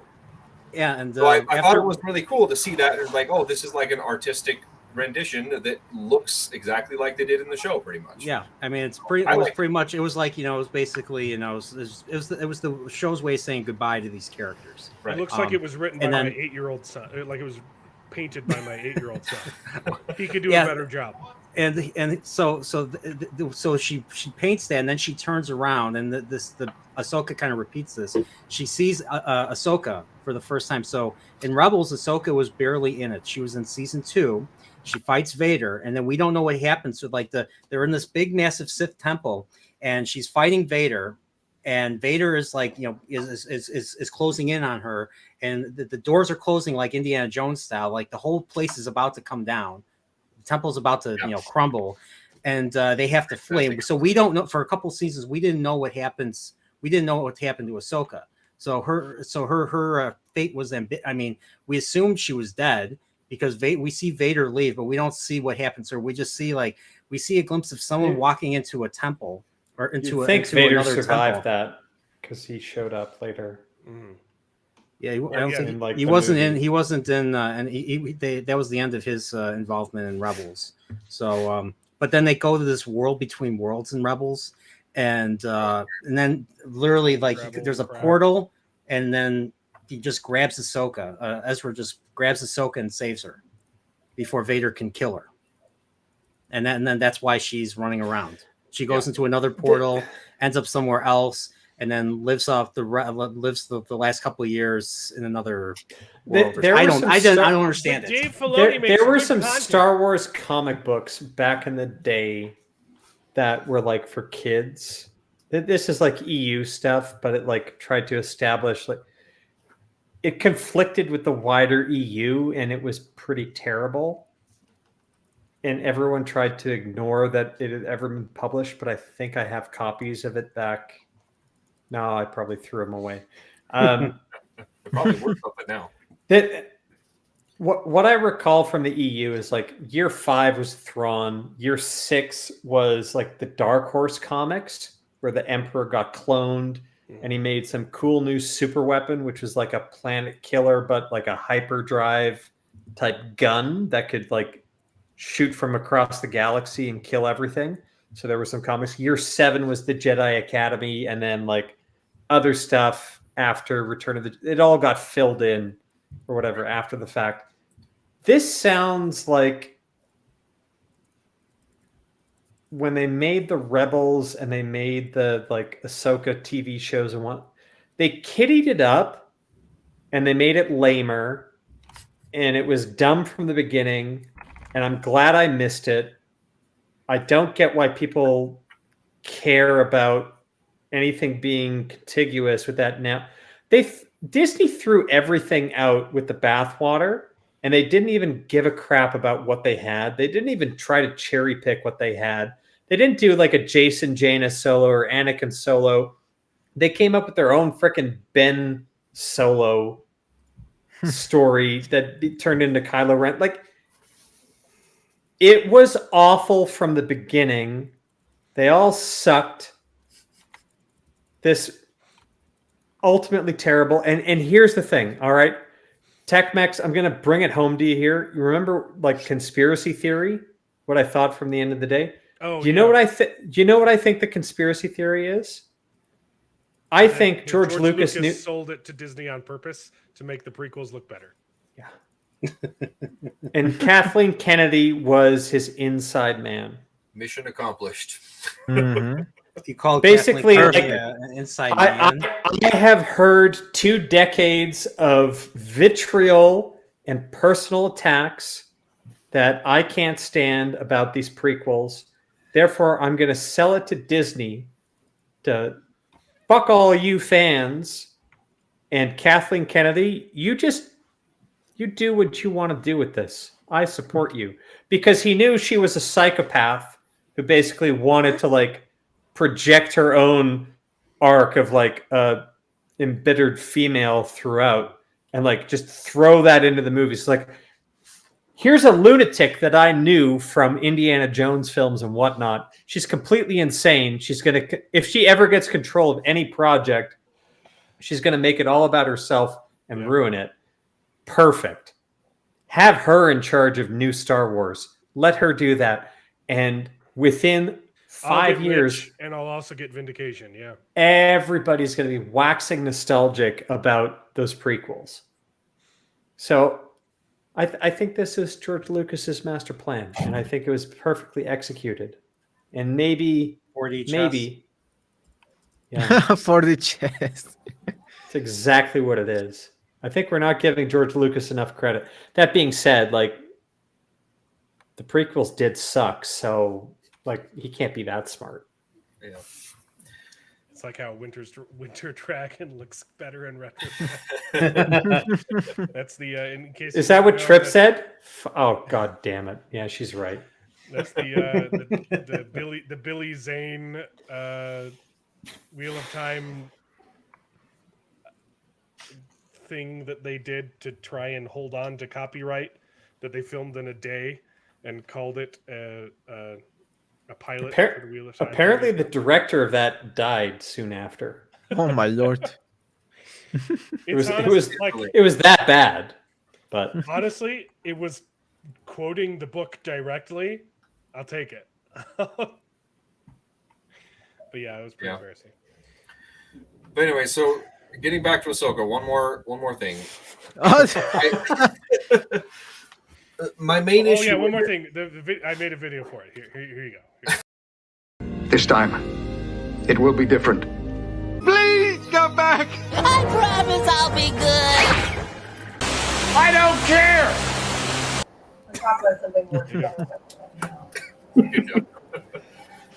But my main issue with it, like I said, is that Sabine is apparently supposed to have been this Padawan for Ahsoka, and that's supposed to happen after Rebels. Yeah. And between this, okay. Yeah. So my main problem with all of these even the animated series and the Jedi Knight Survivor video games or whatever, they're just making more and more Force sensitive Jedi, but not really Jedi people that are around for the original trilogy. And okay, fine. At the end of Rebels, he's supposed to be gone, and presumably Cal Kestis is going to die at some point. I don't know. And Ahsoka was supposed to be off looking for Thrawn this whole time, and that's why she was gone during the original trilogy. But apparently, no, she was here training Sabine and then not doing anything. Not a Jedi during the original trilogy. Who trained the little boy who swept out the fucking stables The Last Jedi? Yeah. I need room. It was the Jedi Master. It was Rey. No. Yeah. It's probably one of those freaking mules. Broom Boy probably joined Rey's Jedi Order thingy because they had to give it to her, take it away from Luke and give it to her. I know I've told this to a couple of people. It was Jedi Master Miyagi. That's the joke. That's the joke. All right. Nice. Do you know how you want to make or how you can easily make $1 billion if only you could like borrow $4 billion? If you could borrow $4 billion, you buy Lucasfilm. Yeah. Right. You like either that was what it went for. Maybe you could get it for cheaper at this point, but Disney's hemorrhaging cash. You can get it. We should start a GoFundMe. Yeah. Then what you do is you'd immediately declare everything like non-canon other than the first 3 movies, and then you'd release that on like a 4K special edition DVD box set, and the nerds would buy it up like you wouldn't believe, especially if you took out could make your money back all. just selling the original release. Yeah, I know that's the plan. This is why I'm trying to like, I'm telling you how to get rich, right? If only plan. you. Oh, this is the business plan. Shark Tank. Okay. Yeah. This is only if you could borrow $4 billion from Shark Tank would this be possible in order to get it. Yeah, so that's the gating thing. I might know some people in private equity, but it could be possible. But in essence, that's what you do is you basically say it's like, all right, we're gonna like all this shit is canon. The prequels also got that stuff. We're gonna like undo it all. There's just these 3 movies, and we're going to get rid of all the like extra CGI. We're going to get rid of Jabba the Hutt, Greedo shooting first, and Darth Vader saying no when he like lifts up the Emperor, and all the terrible edits. And we're just going to sell like everybody wants a nice 4K or Blu-ray copy of this, of what they remember, not the new shit. Mm-hmm. And if I sell it to 1 billion people, I've just made $30 billion. And my costs are probably not that high. So you can do it. You can make all your money back there. And then if you want, you can basically just wrap it up and say, no, I'm done. Nothing more. Nothing more is coming out of this. This is over. Or if you have the rights and you want to do, I'm going to do some prequel. You've got the whole, like what David's holding up. You've got the whole expanded universe. You've got the best of everything. You've got all the video games. You could just run video games forever for the end of this. You just have a discriminating taste in order to try and put out good content, not the most content. Make a movie version of the cinematics to the MMO. The Old Republic. The Old Republic. Those were like when I watched those, I was like, why aren't they making more Star Wars movies? I know. Then they started making more Star Wars movies, and I was like, not like this. It not can't. Like this. Yeah. But here's the thing. Like it can be done, right? Mm-hmm. We've seen good elements of, like it's possible. It's just not possible by these particular people. Like how do you and this is the crazy story about Star Wars altogether is George Lucas recognized this. This is why he exited the studio system and he took control and he wanted to basically finance it himself, and he took all the risks and got exiled from the Directors Guild and all these other things, always pushing the boundaries of cinematic technology and all the rest. Like he was a visionary from a technical side as well as a business side for a lot of this. It's the ultimate cop-out that he ended up selling it to the studio of studios. But we shouldn't be surprised that everything that we loved about Star Wars basically went down into a black hole of shit precisely when he did sell it out. Yeah. There's a reason why Star Wars was good, and it was precisely because corporate Hollywood wasn't involved whatsoever. Mm-hmm. It was done by the creative vision of one person with the collaboration of many others that helped, especially with that original trilogy. Yeah, but anyways, yeah. You guys want to talk about a book series I've never read? So yeah, is that possible, Dane? Is there a book series you've never read? Yeah, there's plenty. We're gonna Ahsoka's dumb. Shame on you. David's probably going to still watching, and I know other Jared couldn't make it tonight, but he really wanted to talk about Ahsoka, and I'm sure he'll keep watching the show. I don't know. I think I'm done. I think orange lightsabers are ineffective, and that's why Sabine survives. We didn't talk about that lightsaber. Like they copied Phantom Menace with that running her through like that. Only difference is it's too bad Liam Neeson, couldn't survive, but yet Sabine can survive. That's because Liam Neeson had his heart on the right. I guess that's what it is. It's also like it shows it like go like through her chest, and then later it goes through her lungs, literally. Yeah, it's like down in her little and melts. Nothing important. Anyway, and it should melt everything. The point is, I'm sure we'll still talk about this next week. But I have to watch the Wheel of Time, and I don't want to keep watching Ahsoka. And right now, we want to talk about something good. But thank you so much, Dane, for coming on to talk about this garbage show. I don't know why on earth you also started watching Obi-Wan for the first time this week. I think that was the dumbest thing you've ever done. I was told to gird my loins for season 2, and I thought, what better way to gird my loins than to try out Disney Star Wars? Well, have you watched Boba Fett? Because Boba Fett, I think, is the worst. Ooh, that would gird your loins.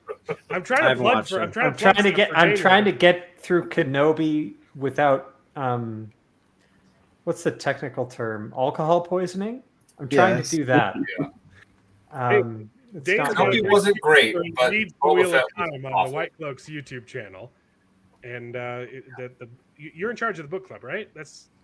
Yeah, we're doing book cloaks because some idiots on the internet think that book cloak is an insult, being like, you can read, fuck off. Like, anyways, so we're doing read-alongs of Eye of the World, but it's basically the Eye of the World is great as like an intro, like a first book, precisely because half of it you gloss over when you first read it because you don't understand it.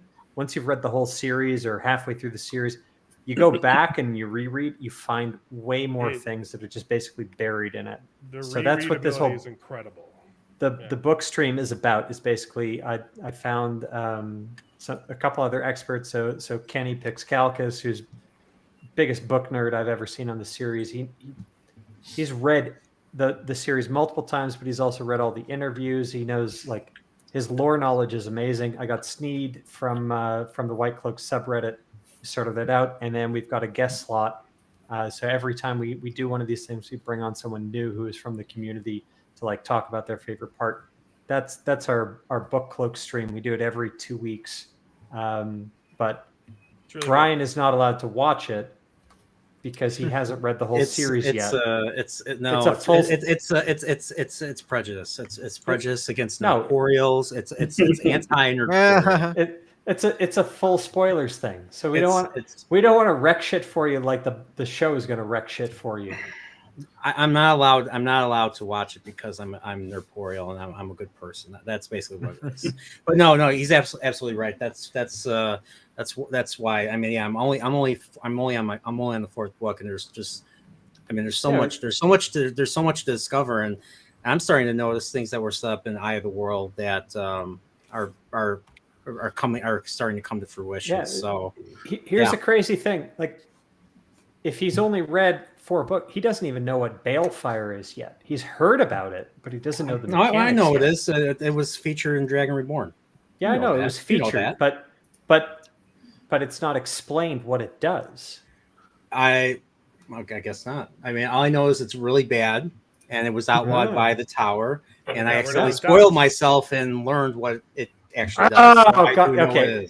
5th book, but here's the thing, Brian. Like, when you go back and you read the prologue to the Eye of the World, there's a hint or a reference to Balefire that early.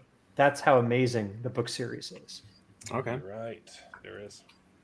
All right, I'm gonna check out. Check out the White Cloaks YouTube and the book club if you want more on that. And Nerdporial's got to go and finish organizing his room. And this week is going to suck. We're going to talk about some books. But thanks for coming on. Yeah, I have to go too because I have no idea what that book is. Like, we don't get those in Mexico. I loved it. You'll love it. Lightbringer. Get the Eye of the World, and then we'll chat about it. Hell yeah! I will probably. I don't know how to read, so.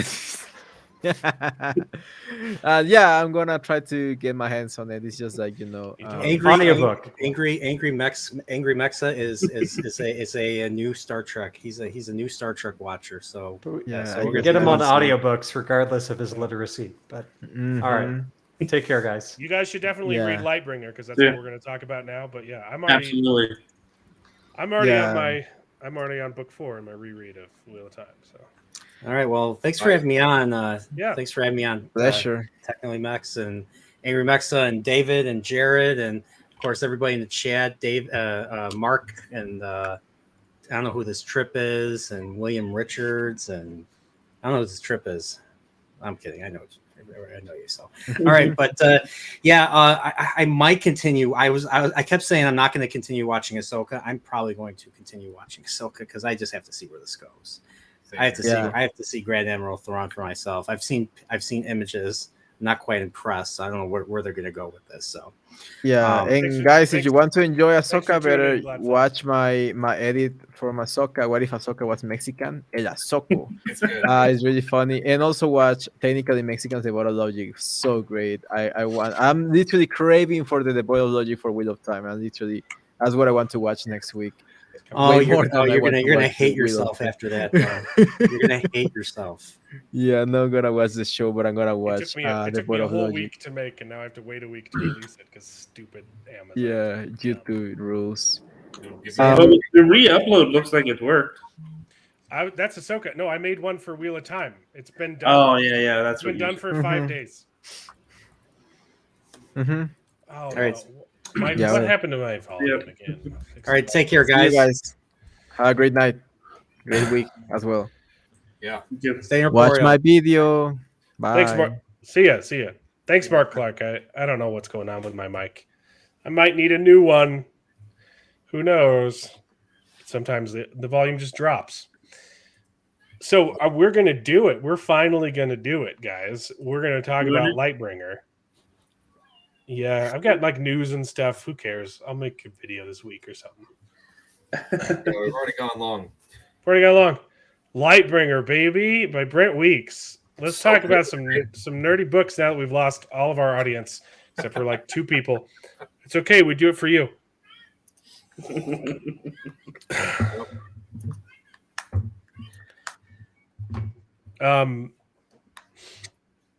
I loved it. I absolutely loved Lightbringer. Let's see. Let's like segment it by book so that we don't spoil everything right off the bat. Because I think Mark's only read book 1. Oh man, that's gonna be tough. But as a whole, like without any just generalities, the series as a whole is very good. I sped through it, and it wasn't just because I was like trying to speed through it. At the end I'd committed I want to make sure I finish so that we can talk about it last week. Then that didn't happen, but I was genuinely just eating it up. It reads really well. The characters are all extremely well written. They're all very interesting. The prose, it's very readable, and it just goes down like melted butter. I really liked the world building. I liked the magic system. I like the message of the series, which is not what I thought it was going to be. I thought I was getting into something like book one. Book 1 is kind of grimdark. Yeah. It's kind of depressing. Or it's not depressing. It's kind of bleak in that it's showing the horrors of war. But the series gets shockingly positive, and I didn't think that it was going to be so Christian. Yeah. Especially the last book. It takes a hard turn. The last two books are very... Yeah, you start to see a little bit of that in book 4, yeah. But especially book 5, you're like, I did not see any of that coming. I really like it. But it's a really good book. Everyone compares Brent Weeks to Brandon Sanderson. They're like, oh, he's like Brandon Sanderson light, and I completely disagree. I didn't get this. Does not feel like Sanderson. This feels like something completely different, and I absolutely loved it. Yeah, I think the Brandon Sanderson comparison comes in the magic system because it is very Brandon Sanderson-esque. Yeah, and I think that's a stupid comparison. This is a soft magic system. There's nothing. It's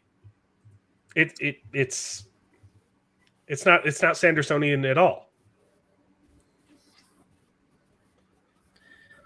David Frost. I think you're cutting down a little, David. I destroyed him with facts and logic, and he has no retort. But I agree. I think that I think I need to restart my router. I'll be right back. Okay. Because I think the magic system is like, I mean, that's the main thing that really drew me into it at first was like this completely different way of thinking about magic, right? Like it's something where it's the colors that you see, right? Like rather than being something that you are, but not just the colors that you see, but like the color that you see determines what magic you can do, right? Yeah.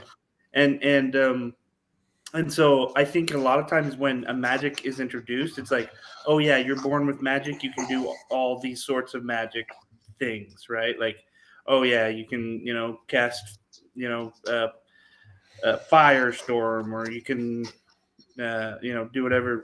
But like a lot of times, even with Brandon Sanderson, right? Like a lot of that is very specific to what you can do based on what magic you have. So like, the Way of Kings, right? Like the storm, it's been a while since I've actually read those, but the Storm Runners, right? Like it's all about light and using the light. But I love that it like introduces this idea of not necessarily, but the way that he introduces this magic system, it's very much science based as well, right? Like it's like, oh, okay, well, they're called prisms, even, Yeah. Literally, this person that can take white light and see all of these colors out of this white light. And so I think it's really cool just that it's very much science based, but it's very unique. And that's definitely what drew me in. But I would also say too that like I think it does definitely have like these Christian ideals that start to surface a lot more later in the series. But I wouldn't say that that's something that like should deter anyone from reading them. Oh no, because there's a lot of like just internal sort of like struggle and internal building and strengthening that happens. Like the way that he describes these internal dialogues are things that I think we all kind of think about and question. Like the things that the characters struggle through are very universal. Like it's not like, oh, there are Christian themes, and so if I'm not a Christian, I'm not going to be able to relate to the story. Absolutely not. No, these are very human themes. It's just that at the end it gets a little optimistic, and it talks about whether or not God is real. Obviously, this isn't Christ God, right? Or it's analogous. It's a fictional God, and I really like that the characters end up exploring their faith and whether or not they believe in their version of God. Yeah. Which that's what you'd want to do if you want to have these kind of discussions. That's why fiction is so wonderful, is because it allows you to have discussions about politics or about faith without actually having to wade into any of the backlash or tension that you might encounter doing that in real life. You can explore themes of religion and themes of politics in a fake world with a fake God and fake politics, and you won't offend anyone from any political spectrum or any religion because it's hypothetical. It's a mental exercise, right? You're able to discuss themes without saying one person is right and one person is wrong. And those themes are universal that everyone experiences. Everyone questions whether or not they believe God is real. And just because this book has an answer in this specific fake world, it doesn't mean you're not going to be able to relate to it if you disagree. Yeah, I agree. Mark Luck has a wonderful point. It doesn't feel like magic. It feels like science. Yeah, right. Like that's the thing. Like it feels so much more focused on science that their ability with the Luxon, what they can do with that, it does feel more realistic, even though it's completely fantasy. And that's why, and that's why it works as a soft magic system. Like, so a lot of times, soft magic can be used as a scapegoat to just get you out of any situation if you don't define the rules. And there's a couple moments where they do that in this book, but it's always explained like, well, it's just that it's framed as a scientific discovery, and the reason why they were able to make this progression isn't just because they were pushing harder with their magic. No, it's because they actually discovered something new. So it's fascinating, and and that's why I don't think the Sanderson comparison is apt, because Sanderson does very hard magics, and this is not that. Like, I do love that. It's like, I guess, visually similar in that, like, Sanderson always picks like a quirk, right? Like, he picks a thing, and that's where the magic comes from, and this magic comes from light, but it's used so differently. I don't think he reads like Sanderson at all. Well, I love it too that, like, the thing about the magic system even is that it's not even just about how to fight or defend oneself, but it's literally how they build and construct buildings. That. So that's like the plot of the first book is I'm gonna make a wall. Like, you're expecting him to do this to have like these crazy magical fights, and he uses it to make a wall. Yeah, but I love it because that's what that particular Luxem, that particular color is used for, right? And so it's so cool to see that they have these specific purposes that kind of help allude to the fact that it is a more realistic system, and that's something that I really enjoyed. I was going to ask though, like, the thing too that I really loved about it is the way that the way that he tells the story. I guess, what did you think about that? How he narrated the particular, individual pieces of the story? Are you talking about like I feel like you're fishing for an answer. Why don't you tell me what you think, and then I'll tell you what I think. Well, I mean, not really. Like, I just was thinking that one of the things that stood out to me about this particular author is the way that he describes stuff, right? Like there's so many times where I remember reading it and I was like, oh dang, I didn't even think that he was going to take this story this way, because of the way that he was writing it. Like, it had never come up, and it never really alluded to it. Right. But it makes sense, because you're like, oh yeah, but that character doing that. Yeah. Like, that totally makes sense.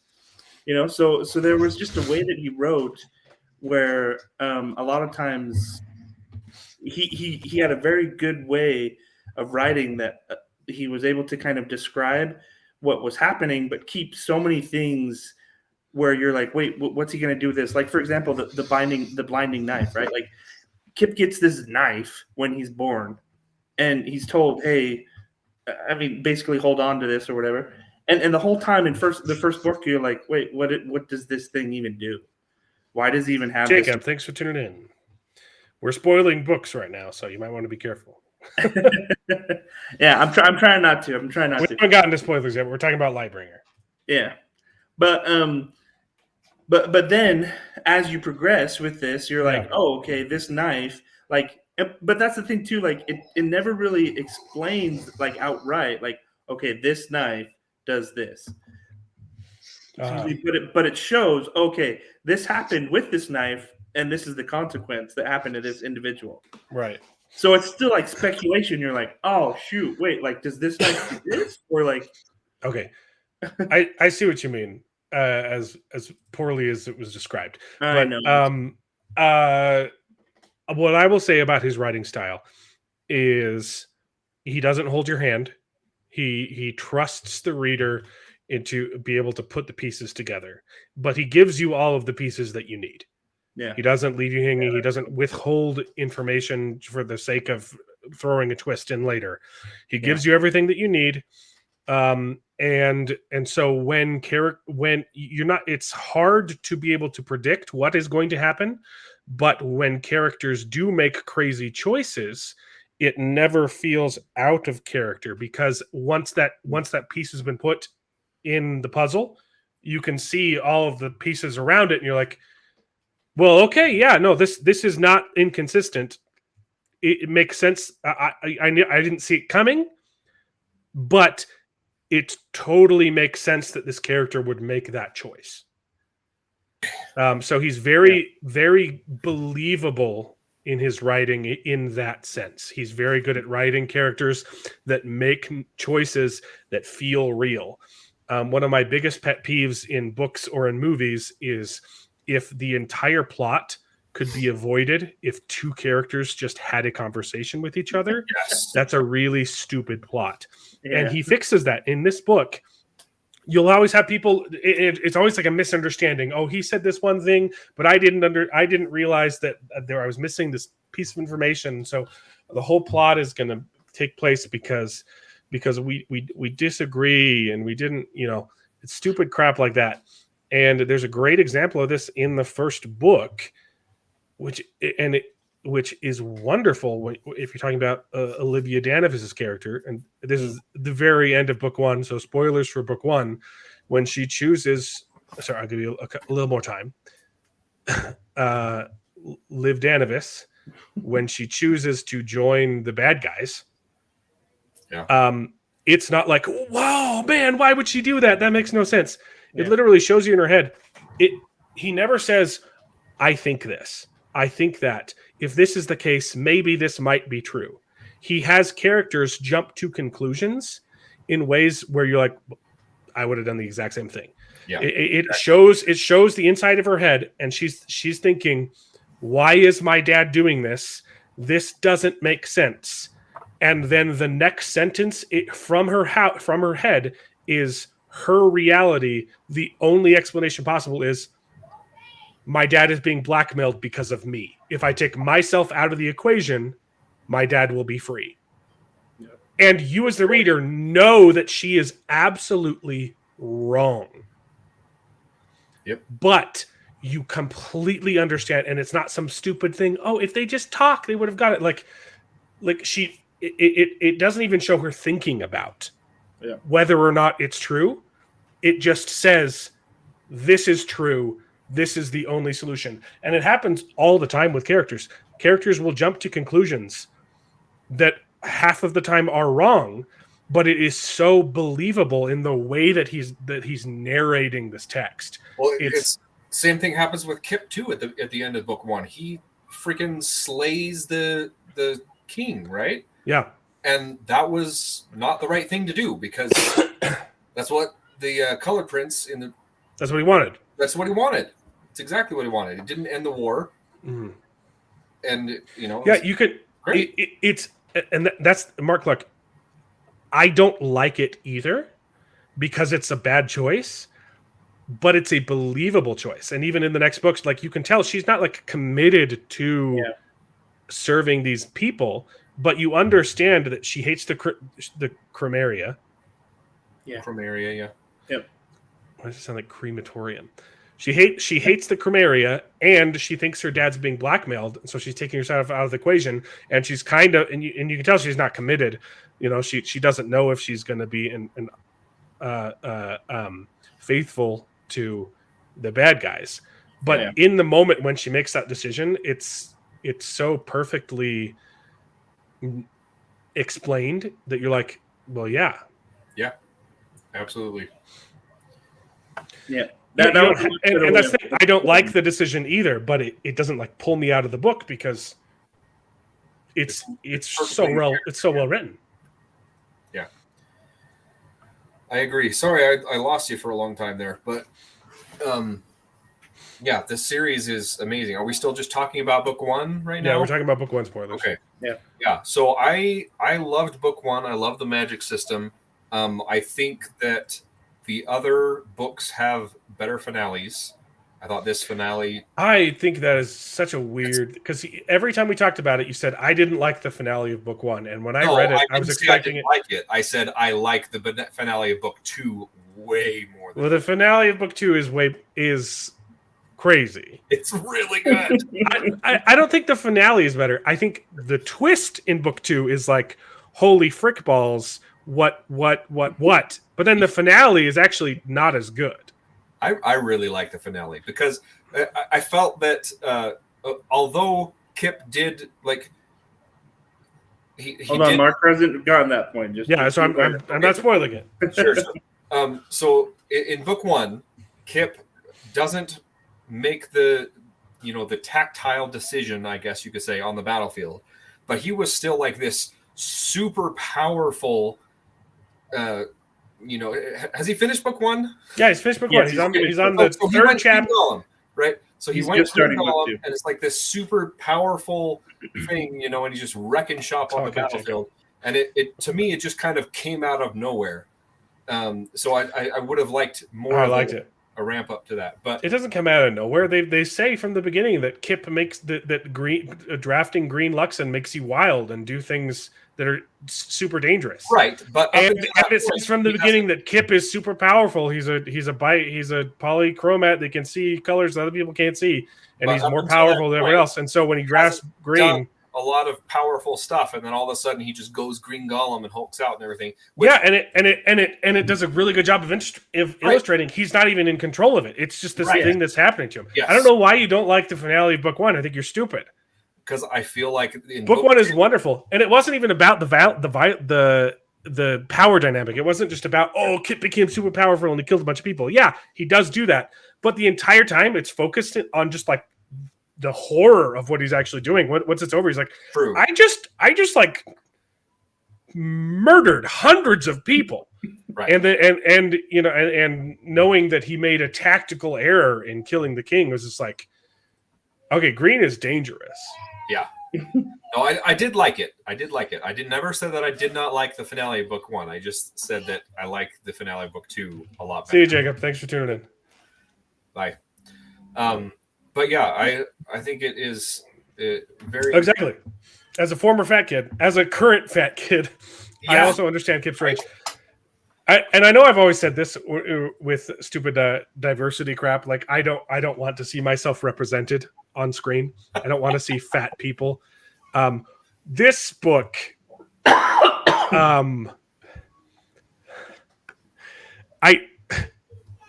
saw myself on screen. Yeah.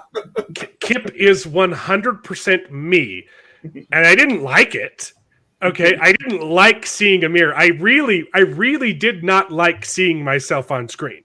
Okay, I've been fat my whole life. Okay, and I went through a whole bunch of the same struggles that Kip did. My parents are wonderful. I didn't have crappy parents. Okay, but I was bullied in elementary school. Okay, I wanted to take my own life in elementary school because I was bullied so much. All of David's friends wanted to kill me, tried to kill me several times, and one of his friends is in jail now for murder.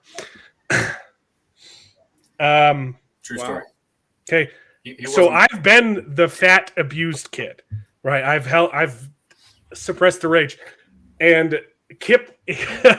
I related so hardcore with Kip's character, it was uncomfortable to read. But I was like, yeah, that's it.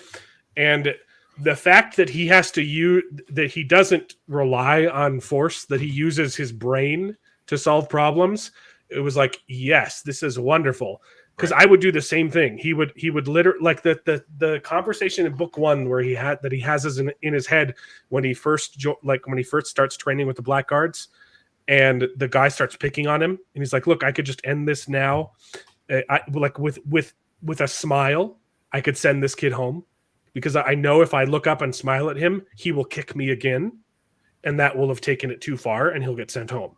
And I know that'll make an enemy. Like I could fix this. I could choose to do the right thing, and it will make things crappier for me because he will still be around. Or I could choose to do the wrong thing, and it will make things easier for me. And that whole analysis was fantastic. Yeah. And that's what I had to do in school. I would use my brain to goad bullies into attacking me when I knew that teachers would see it.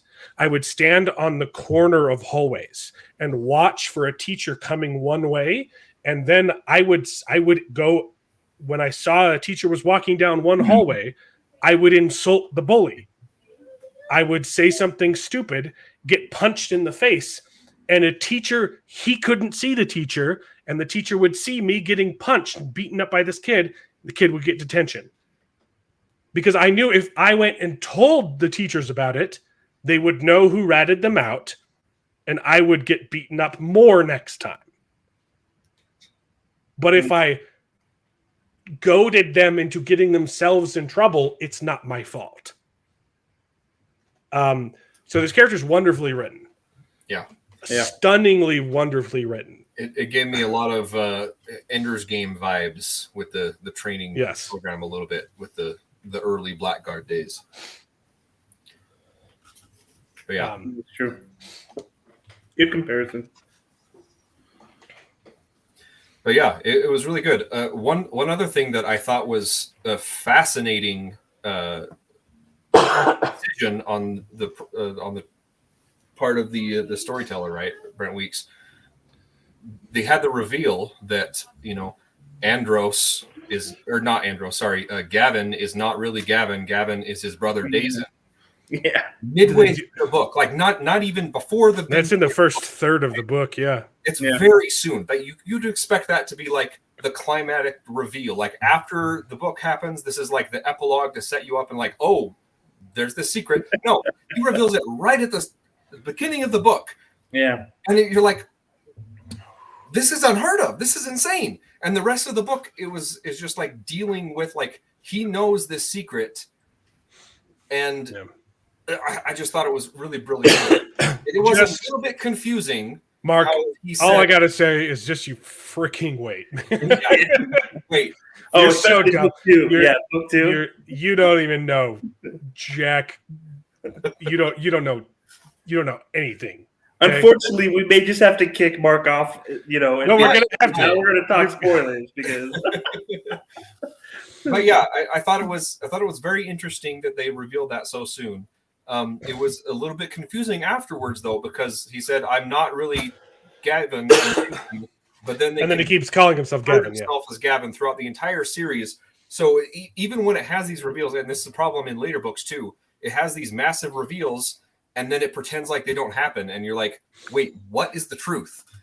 What? Yeah. No, you have the dumbest complaints, David. You are so dumb. That's the whole point of the reveal. I know it was, but listening to the audiobook, it was confusing because he said, "I'm not really supposed to be."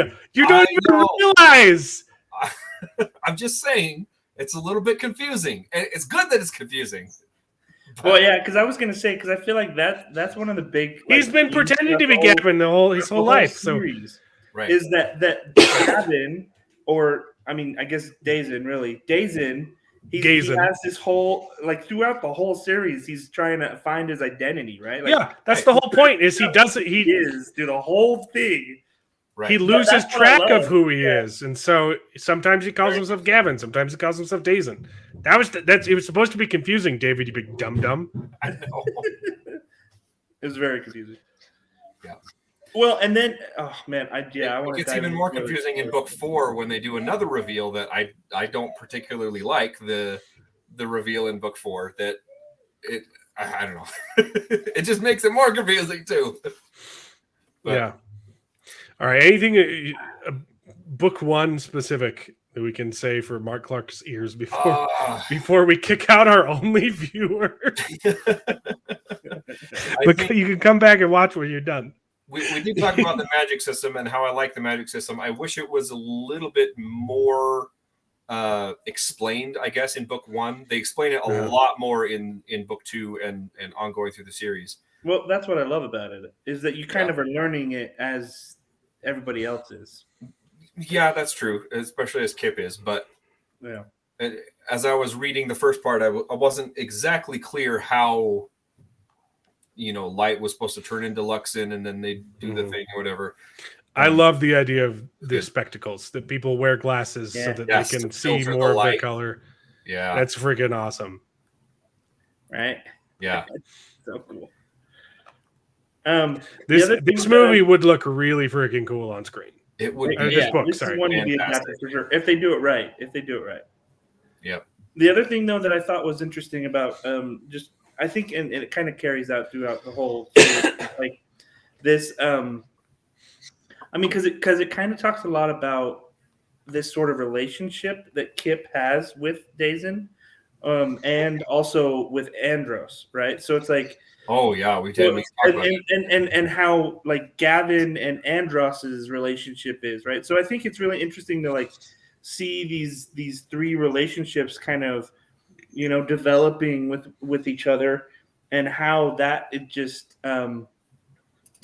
I think there's a lot that, because it goes into so much of the character building, right? Like it goes into, you know, a lot of Kips's sort of reasons for why he wants to get through the Blackguard, right? Or like why he wants to, you know, why he even wanted or thought that killing the king was a good idea, right? Like all of these things with him and his relationship with his father, and then Gavin and his like he's like, okay, well, I mean, this is my kid, but like I didn't know about him, like, I mean, but he's not his kid.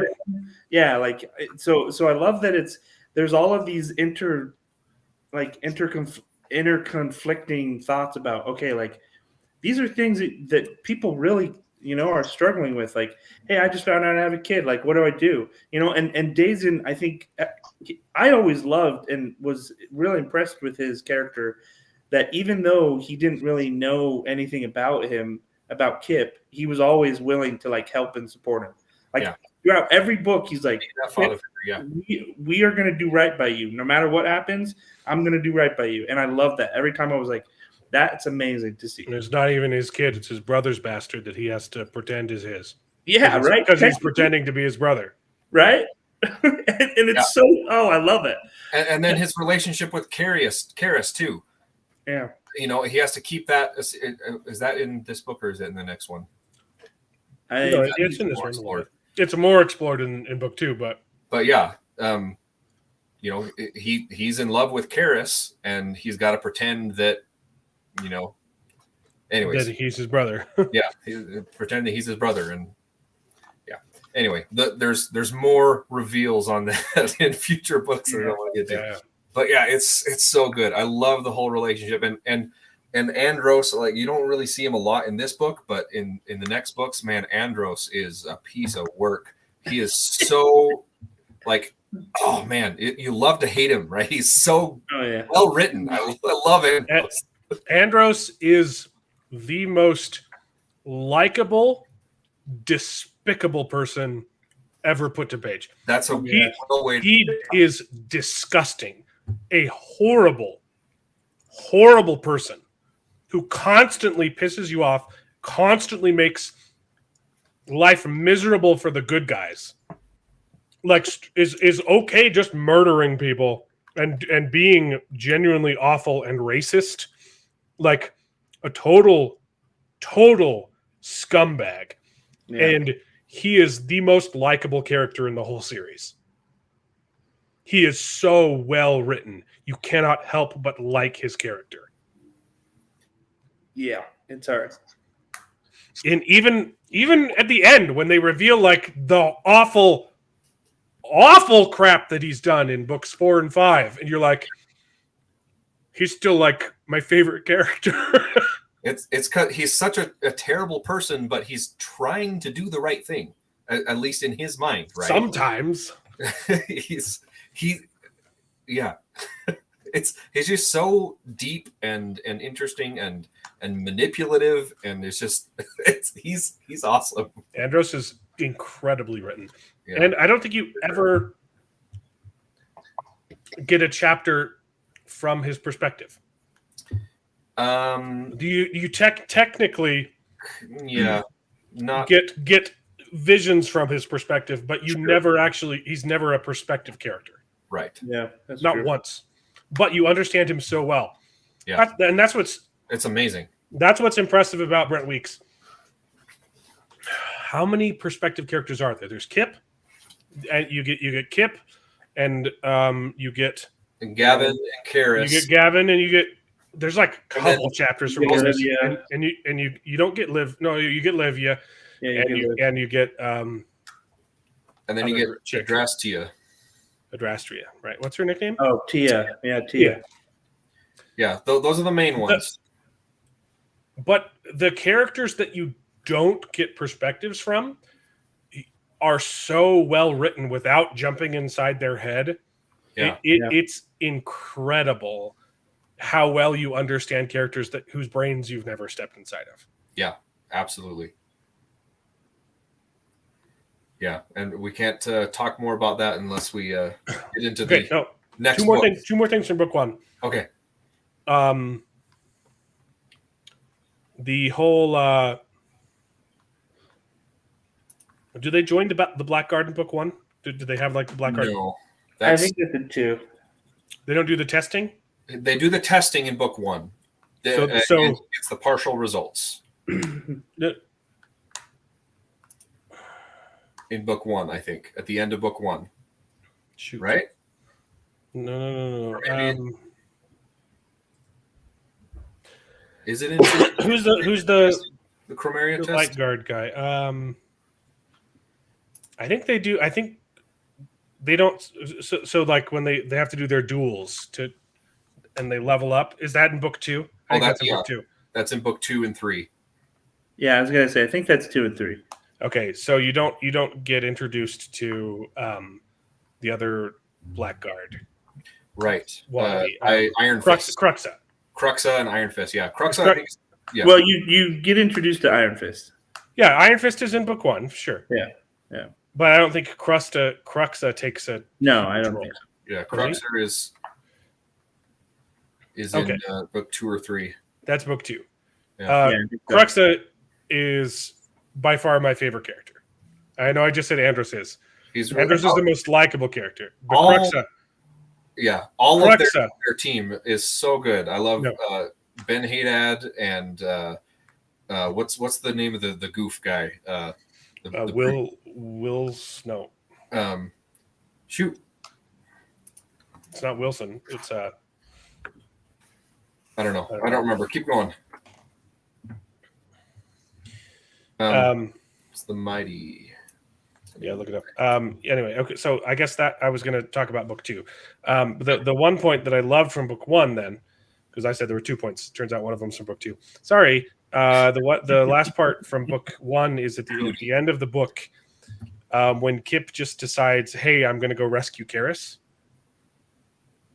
Is a wonderful, wonderful moment, and his rationale is, "I'm a piece of garbage, and I don't deserve any of the love that my dad has given me.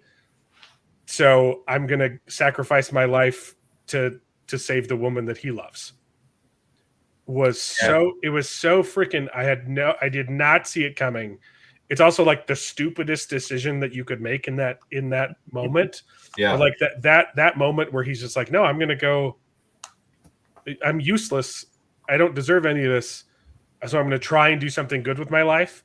Like that's on par with like Merry and Pippin letting Frodo leave in the Fellowship of the Ring when they see him and he's like, "No, he's not coming. Let's go distract the orcs." Like that's like one of my favorite moments from the Lord of the Rings movies. Yeah, that's good. And that moment was like on par with this. Like it's that giving, sacrificing your life for your friends. Yeah, it never gets old, and when it's done well, it just brings a tear to my eye. But what makes this moment even worse and better, is the way that Kip's depression is described is so good. Yeah, just the fact that it's the self-doubt. Never being able to see what other people see in him. And I love that becomes a theme in book 5. It's not a spoiler, okay? But when he's incapable of seeing the growth that he's made through the 5 books, until like that one character who we will talk about later just straight up says, "Look in the freaking mirror. Look at your friend. He's freaking terrifying. He's fought in like 6 wars now. Like, you guys aren't boys anymore. Like, it's okay." Like, yeah. And Yeah. and this is the other theme, just because I already brought it up, is the theme of when they say to Kip in 4 or 5, when he says like, you think they're going to say you're not that boy anymore, you're not the boy in the closet who was getting eaten by rats, right? You've grown. They, instead of saying that, they say, no, of course you're still him. You are the same person. You haven't become a new person. You've grown, Right. and you're only the person you are now because you were that little fat boy in the closet getting Exactly. eaten by rats. And just some really, really beautiful writing in this series. You've gotten to him meeting the girl. You're talking about Adrastea? Adrastea, right? Yeah, it's got to be. Yeah. Oh, you're muted, also, Jared. Me? Jared is muted. Jared. Zyman is just dead. No, I'm not. Oh my gosh. Zyman sucks. Yeah, he does. And he continues to suck. Like, oh my gosh, what a nitwit. Freaking want to smack him upside the head. Martina, you should definitely read these books. They are beautiful. Yeah. Like, that's the thing. I gotta be honest. There were a couple times where I was like, "Oh boy, this is a little heavy." And It gets heavy. It gets really heavy. Well, not even just heavy too, but like maybe like graphic. There were a couple graphic scenes where I was like, "Oh, this might be a little much." But then, but then you just keep reading and keep listening. It's all there on purpose, and it's all there for a reason. Yeah. Even the parts where you get uncomfortable, it's on purpose. Yep. Yeah. Like, and yeah, it's uncomfortable. There's some things where you're like, oh, okay, that's dark. Yeah. That's uncomfortable. But you have to walk through the darkness to see the light. Yep. Yeah, definitely a good book. Definitely a good series. And that's why I'm saying, like, just given book 1, the series does not go where I thought it was going to go. I thought it was just going to be bleak and grim, dark and depressing, and everyone dies and war is hell, and it is, but it's framed differently. This isn't Joe Abercrombie where you finish the series and you're like, that was the most beautiful thing I've ever read, and now I just want to die because I hate myself. This is like, wow, that was really dark, but it was uplifting at the end. Yeah, I love Joe Abercrombie, love it, but man,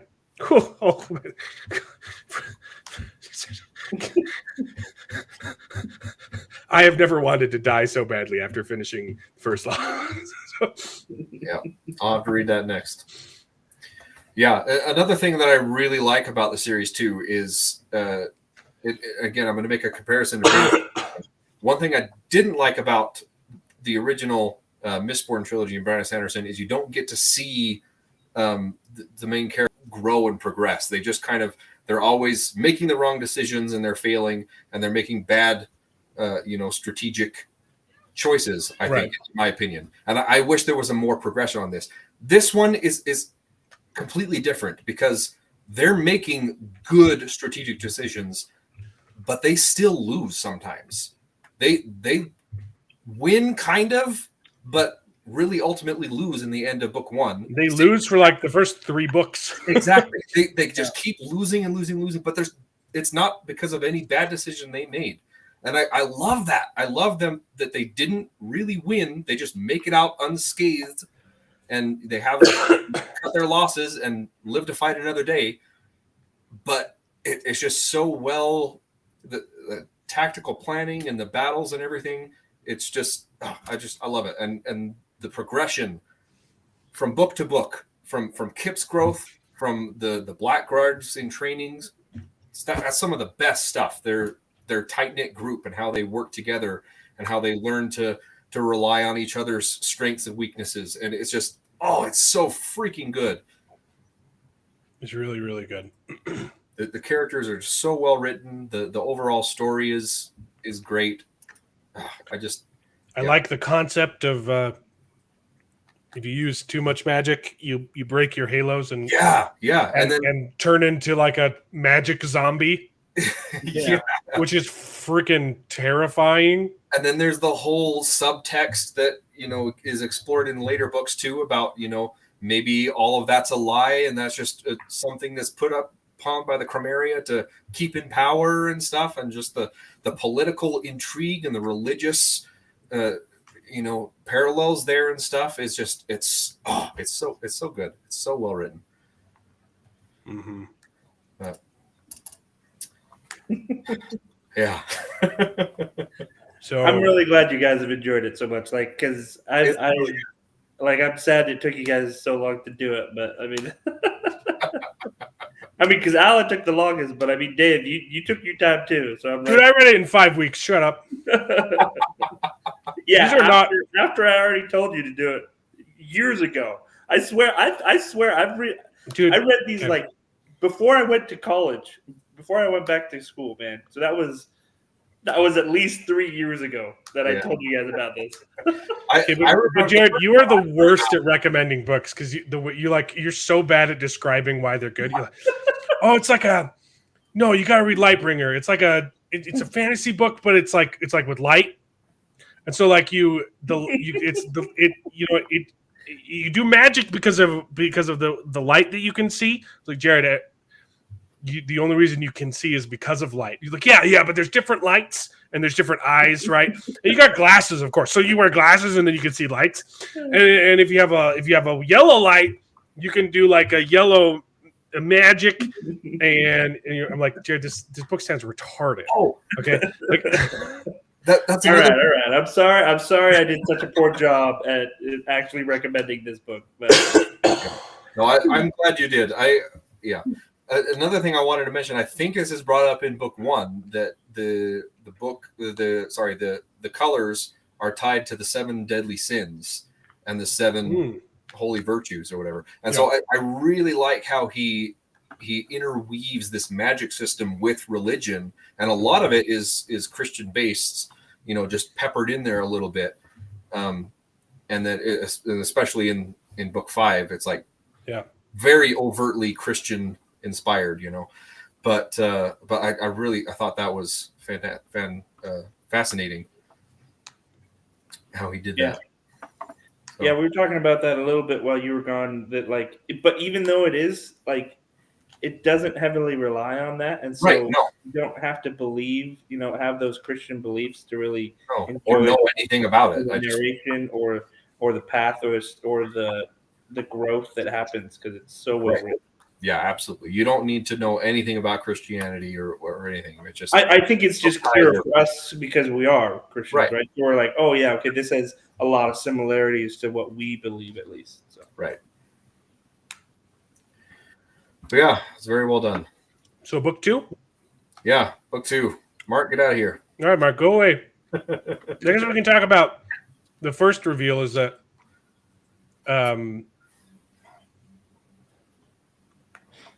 wait, no.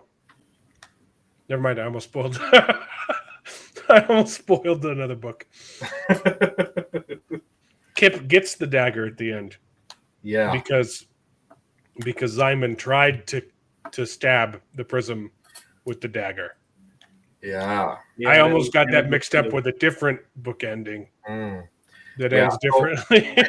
Honestly, I think it's going to be hard to talk about the rest of the books book by book because they kind of blend in and build on each other. I think you can talk about book 1 in isolation. Yeah.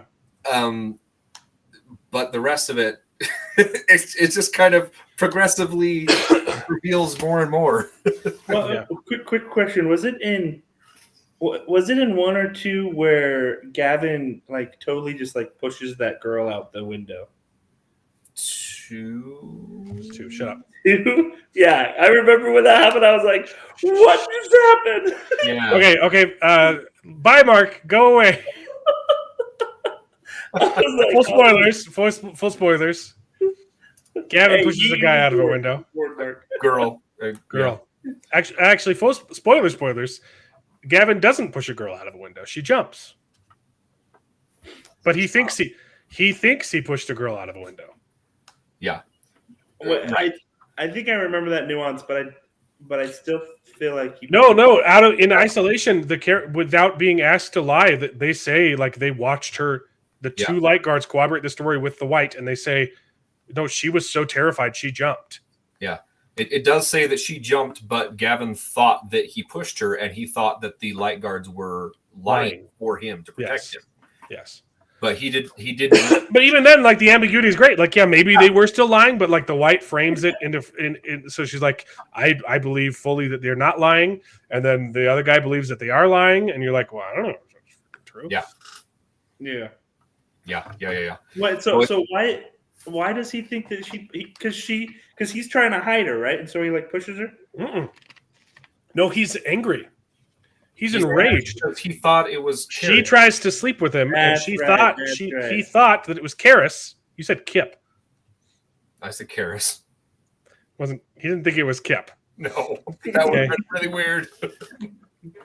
That's right. I do remember. Thought it was Karis. Yeah. It's not, and she walks in on them banging, and he throws her. When he comes back after trying to chase her down, he comes back. He's so furious, and she is just so clueless and stupid. She keeps trying to re-engage, and he yells at her, and he does throw her onto the balcony, but he doesn't throw her off.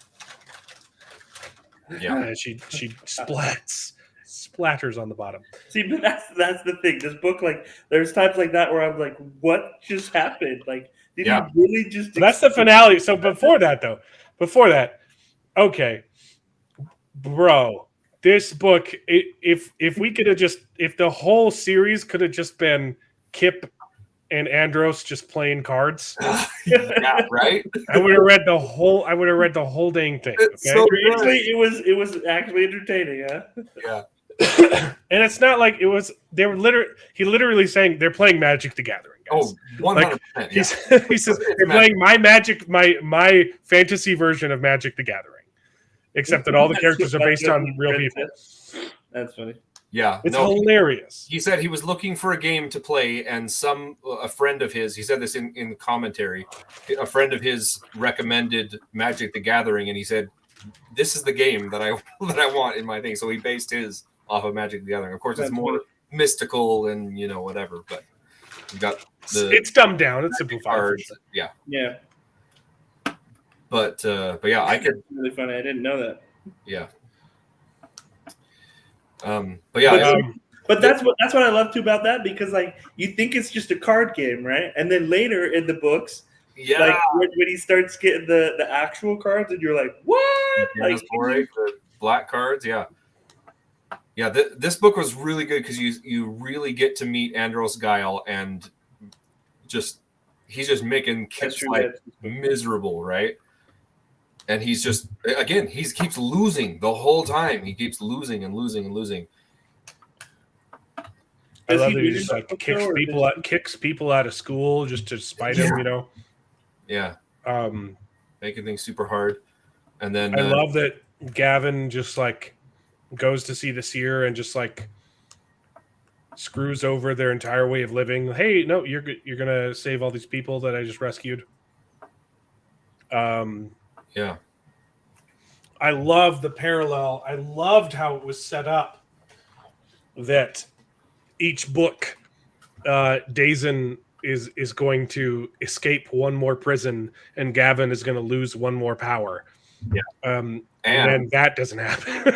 See, but that's the thing too, though. That's the thing too, though, because the whole time when I was reading that, you're like, hey, there's 5 books. You're like, yeah, but the crazy thing is, I remember when I was reading that, I was like, there's all this ambiguity around like, okay, Gavin just lost his ability to do green, but he just barely got cut with the knife, or like right. Yeah. So but then at the same time, like Gavin, or the real Gavin, escapes from that particular jail. I love the parallel. All these things that are happening at the same time, and you're like, wait, like what is actually the cause? Like, you genuinely don't know. Is he losing his power because Dazen is breaking out, or is Dazen breaking out because he's losing his power? It's so freaking cool. And I'm like, there's 5 books, there's 5 colors, each book is he's gonna lose one more color, and then this book is like, hey, you know that pattern I set up? Screw you, Lose all of them, yeah. because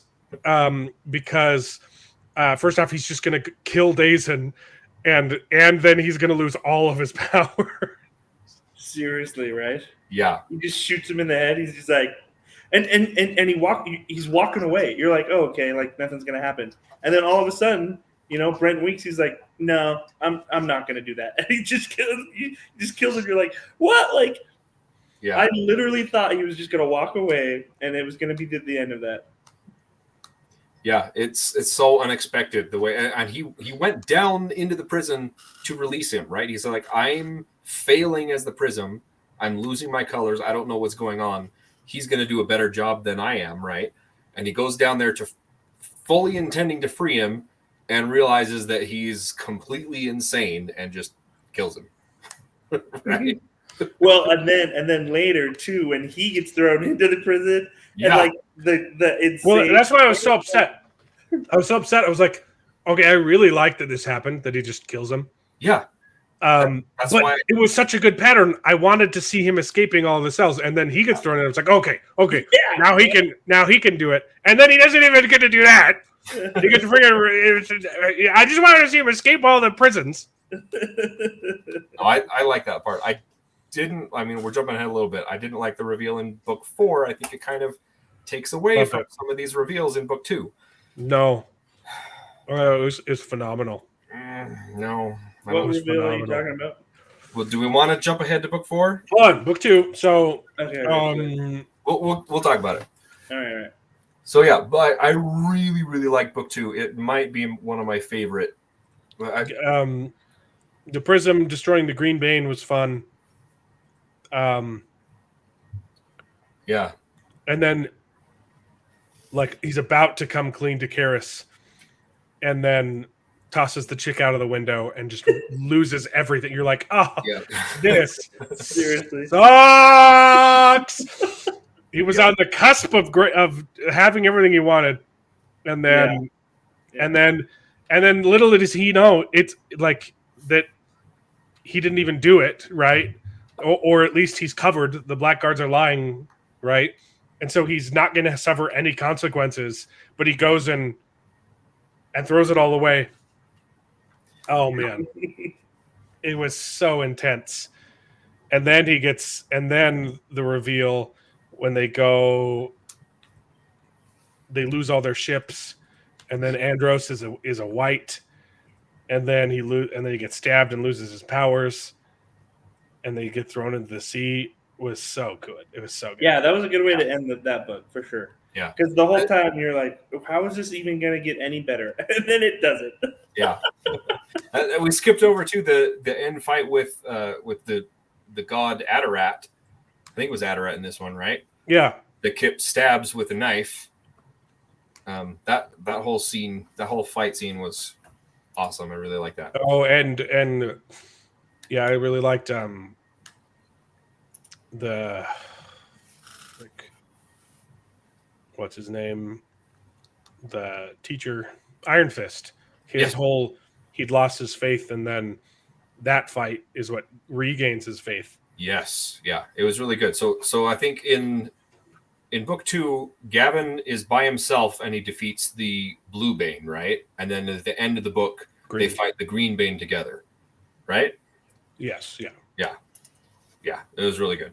And then he loses both those colors, and then all of them suddenly. And then all of them. When does he lose? Yeah. Green. I don't remember at what point. He loses green after the first book. No, he loses blue after the first book. Oh, blue after the first book. He loses blue after the first book, and then he's blue colorblind. He starts, and then gray. Dazen breaks out in the middle of this book. Yeah. With a green one. He breaks out of green, and I think that's after. I think it's after they fight the Green Bane, and he stabs the Adarat god with the knife, and he breaks out of the green prison, and he can't see green again. Like immediately after that. So that's 3 things that are happening at the same time. He's losing his colors. His brother's breaking out of the prisons, and the knife is stabbing things. And the knife is stabbing things is a little bit more subtle than the other things. And come to find out that's the cause of everything. Yeah. Oh, and Kip also wins Tia, and because he cheats. Or no, he doesn't. Oh cheat. yes. Oh yeah. Wins the dude. Oh, I love the decks. I love Kip's internal monologue. How he's just constantly like looking at women's breasts. He's like all I need to do is talk to this breast, and you're like, oh, it's so funny. But then his whole deliberation of whether or not he should make Tia sleep with him. It's like, well, I mean, technically, I own her. Like, I mean, it's no worse than anyone else is going to do. Like, it's probably the only time. It's probably the only opportunity I'll ever have to have sex. Like, it's so good. It's so wonderful. But ultimately, is what really. Well, yeah. It wouldn't be wonderful if he makes the wrong choice at the end. But then at the end, he's like, it shows I gotta let her go. He's pure. Yeah. He's so good. Yeah, it's fantastic. All right, that's book 2. I loved it.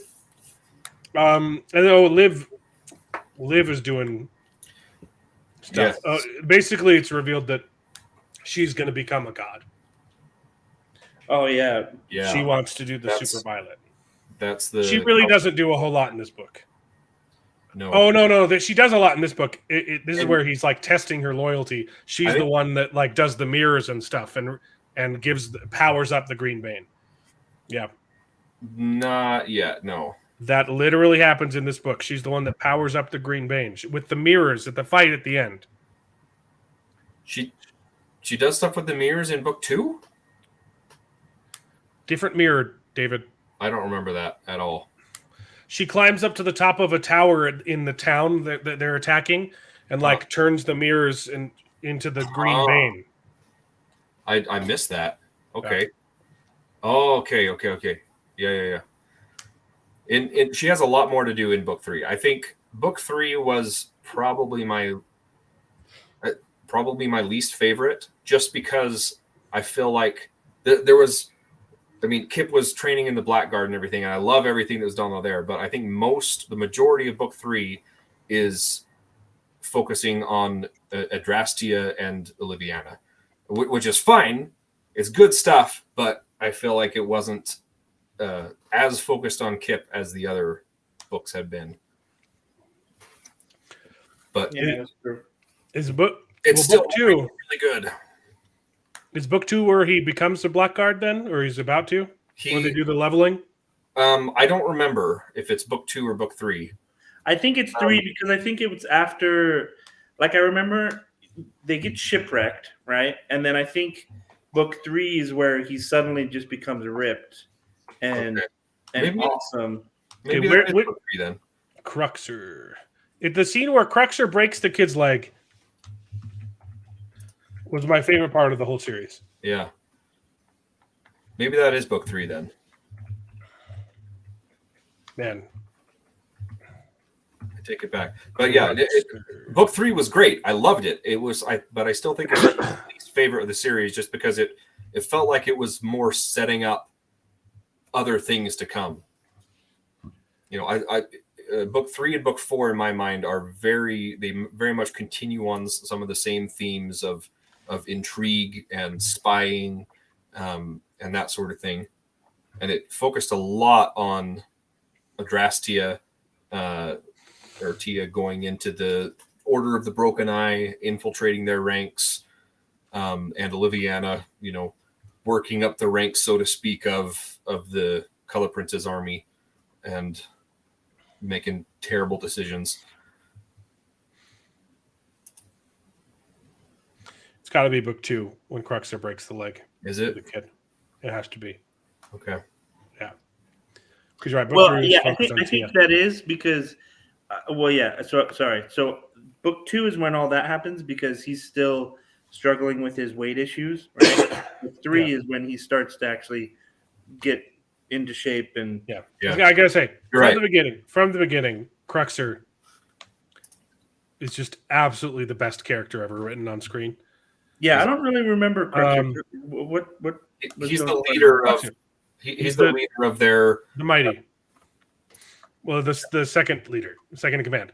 He's the guy that everyone said was the best fighter. He was always going to be the number one blackguard, and he's the guy when it's rigged against Kip's favor, he breaks the guy's leg. Yeah, so that Kip can make it in.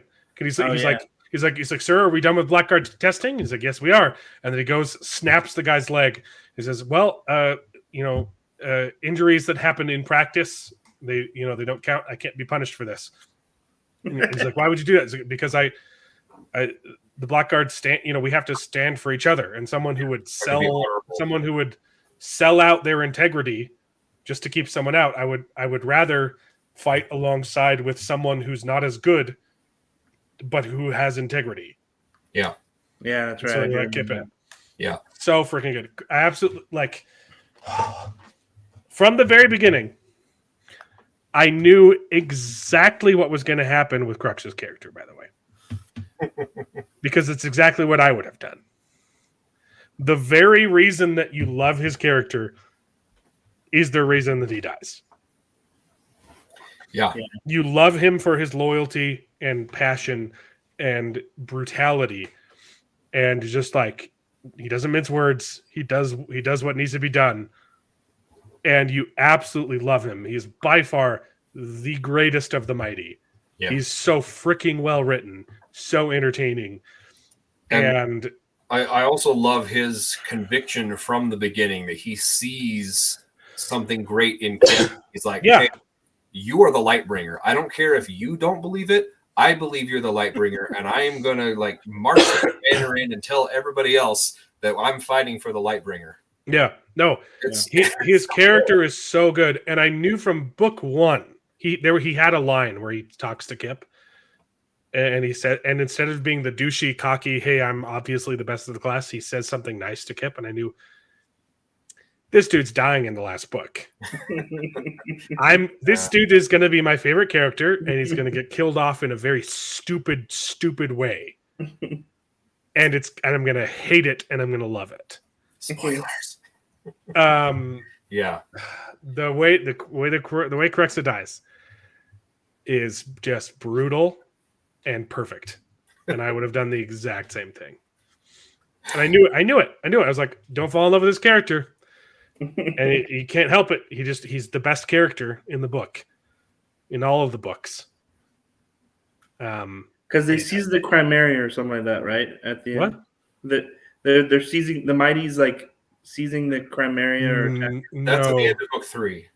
Okay, I was like, yeah, because I remember the Mighty like it's he confronts Iron Fist. Oh yeah, in book 5, yeah, right, yeah, that's right, yeah. And you're like, I was confused about what you're talking about. This is dumb. I hate it. Yeah. But yeah, I really like book 3. I like that it focused on Tia. I thought it was very important to focus on her character, and then it's got like all the secret stuff, and then they get, and then Simon freaking shows up and tells the White Guard that Andros the Promarchus. Him being made Promarchus in book 2 was fantastic. Yeah. Oh yeah, that was the other thing about book 3 is the whole time Gavin Giles on a slave ship rowing and trying to escape too. That was the other main plot. So it was Tia spying. It was Oliviana working up the ranks of the becoming chummy with the Color Prince, and Gavin on the slave ship. And that was the part that made book 2 even worse. Was the whole time you've got Andros and Gavin butting heads, and Gavin finally outsmarts his dad, and then pushes the girl out of the window and loses everything. Yeah, yeah. Like the one scene on the council where he finally gets what he wants because he tricked his dad. Yeah, but into getting that girl to conceding her seat. So freaking good. And you can see like his dad's like actually proud of him in that moment because he sees what happened. He like straight up nods to the girl and is like, my son just screwed you, but I have to save face, and like the scene that's when you fall in love with Andros, because you could see in that moment he was utterly defeated. Yeah. And he was happy. Like it was my son bested me. And I'm proud of him. Yeah, he was proud of tell him, but I'm proud of him. Yeah. He literally lost everything he was working toward. And he was proud of his son. And then 2 seconds later screws him over. Yeah. Like such a freaking good character. Yeah. Yeah, so you start to like him and then you hate him. Exactly. That's the cycle with Andros. Yeah, every time you're like, Andros, you're the worst. Yeah. Book 3 does a lot of setup, yeah, but then it ends with the mighty and all of his friends getting freaking ambushed by the white guards, the light guards, and just utter chaos in the streets. Escaping the Chromaria via the ancient zipline thing. That was cool. And then Tia making the choice to stay behind because she has to keep unlocking secrets. Like, Book 3 is really good. And then friggin' Gavin gets put in prison, baby. Yeah. He gets put in prison. They save him. They rescue him from the ship. Book 3 also has the moment where he's like, where you realize, oh, he can draft Black Luxon. And he could say, you're like, right, Gavin, do it! Save yourself, yeah. Do some Black Luxon, and he chooses to have his eye gouged out rather than kill everyone. And you're like, oh my freaking gosh, this character's so well written. Seriously. Yeah. like that's the thing. All of the choices that are taken, you're like, this is what he could have done, but he chose not to, right? Like there's so many instances, so many examples of that you just look back as you're reading and you're like, and that's why I love Gavin, or really Dazen, right? Is because like Dazen is such a good guy, right? Like he wants to be a good guy, but he's also Gavin, and so he has to be a bad guy. And so he's like, what choice? He's constantly fighting this, like, what choice do I need to make? Do I need to make this thing to like hold up this pretense that I'm Gavin? Or should I make the right choice because that's what the right choice is? Yeah. And that's what will ultimately, help us all. Absolutely. And I love too, we can talk about now that we're 3 books in, book 1, he's the guy. He's the prism. He's like the figurehead of this whole entire civilization, right? He's on top of his game. He's like making ships up in his head and like making these awesome advances in magic and science and stuff. And slowly throughout all these books, you see his like deterioration into this absolute husk of a man. And it's so fascinating and heartbreaking to watch, right? Yeah. Because like he had everything, but he didn't have he didn't have Karis, right? He didn't have the life that he wanted, but he was still like, he was the man. And then he just loses everything. He loses his colors. He loses his powers. In this book, he loses 2 of his fingers and 1 of his eyes, right? Yeah. And he can't see anything anymore. It's just black and white. And then he gets chucked in the prison that he built. Yeah. It's like, holy crap, my dude. Wonderful.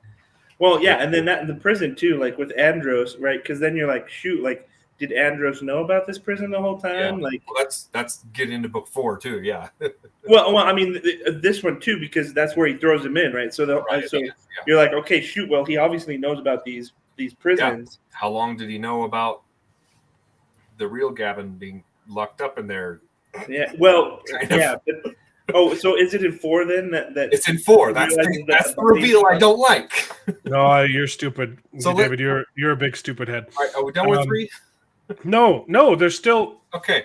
So he gets thrown in prison, but Kip escapes. Basically, finally, like tells Tia that he likes her, and they kiss. Yeah. And then he goes and marries Tysus. Mary leaves. And leaves, and she stays. Yeah. Wonderful. But then, no, it's you've got Karis becoming the white. after Araya is assassinated. Oh, that part was and so good. The selection of the murder. white. Oh my gosh, that scene where two people just try and kill her during the selection. Yeah, it's so good, so wonderful. Man, Murder Sharp is just the creepiest. Okay. The balls of freaking Brent Weeks naming his bad guy Murder. I know not just murder. He's Murder Sharp. Well, to be fair, but it's not even. It's not. It works. It's not even It's not even like funny. It's like. Yeah, he's a creepy dude. You think it's like, wow, a little bit on the nose, but it just works so well. He's such a good writer. Yeah, and the way he manipulates Tia too, just like, hey, you're implicated in this murder now. That it's a really good spy thriller. I love everything that's happening with it. It just felt like until the climax of the scene, the finale, I felt like it was just setting up stuff that is honestly continued in book 4. No, this I book don't know how was you good. could not have liked this one because this is. I do like it. David, this one was better. I didn't like this one as much because Kip wasn't in it as much. But this is where Kip is like bad A. This is where he starts to actually. It's even better because it elevated everything that book 2 set up. Book 2 set up. Kip started dueling with Andros, right? But he still had his daddy's protection, even though his dad wasn't there. He still had his dad to fall back on, and then his daddy disappears, and he's disowned. Yeah. And in book 3, he doesn't have his daddy's protection. Yeah. His daddy's presumed dead, and he still has to fight Andros, and duel of the wits with Andros, and it escalates everything from book 2, and they keep playing cards, baby. I could do cards all day. Yeah. Okay. Let's play some freaking cards. And it's great. It's great. Yeah, and then the whole scrimmage with the mighty at the end, it's wonderful. It's such a great book. It is a really good book. It's not focused on Kip, but Kip is such a great part of it, and then you have Tia, and then you have all these other parts. I love book 3. 3 was a good one. I do too. That it's still a good book. I'm just saying, out of all 5 of them, it's my least favorite. It's still really good though. Okay. The finale of it is amazing though. The last and you also get the reveal that in this book that that Grim Woody is the old man of the desert. Oh yeah, at the very end. I thought that was 4. No, it's this one. He talks to Iron Fist. Oh. He goes, Iron Fist, baby. You're right. That's in the end of this one. I'm your uncle, and I'm the bad guy. And he talks about the black seed crystal and crap. Yeah, you're right. But again, that's in the prologue of this book. Yeah. Yeah, the epilogue. Sorry, that's the very end of the book. Cool. Yeah. So, book 4. I really like book 4 because aside from the one reveal that I don't like so much, book 4 it really felt like this is the book of the mighty, right? It was book 4 and 5 don't have summaries on Wikipedia, but it's okay because I just read them. Yeah, there is another. Book 4. Book 4 was Tia's on her own, and she's finally tasked with not just discovering peril, but this is the scene from the Wheel of Time where the Amelin seat tells the girls, hey, you got to go hunt Black Adja, right? This is Tia's book to okay, crap, no one's gonna help me. The white's there, but I've got to do this all myself. Yeah. Right. So this is Tia hunting down all of that crap, and then the mighty just straight up fighting a war. Yeah. By themselves, and Kip trying to have sex. Yes, there's that too. Unsuccessfully.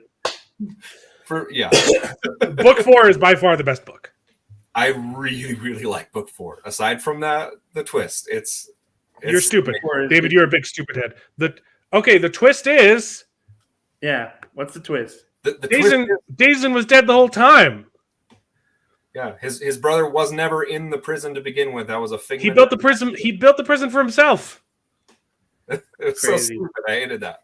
You're stupid, David. You're a big stupid head if you don't like that. That's freaking insane. No, and that's why the whole time he keeps mixing up and doing Days and Gavin Days, and because he drafted Black Lux and made himself forget, and he doesn't even remember that he actually did kill his brother a long time ago.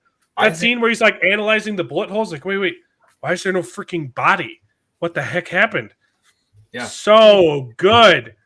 So good, Daddy. Everything was a dream. It was dumb. I hated it. Well, no, it wasn't a dream, you stupid head. Took away from book 2. Book 2 was so good. He was going to free his brother because he was losing his ability to be the prism, and he realized his brother's insane, so he kills him. And then we figured out that none of that happened. It was just all in his head. Stupid. I hated that part. Dude, but that's what I loved about it, because then you're like, shoot, what is real? Like, what is real? What is not real? Like, the whole time you're like, okay, wait, like, okay, so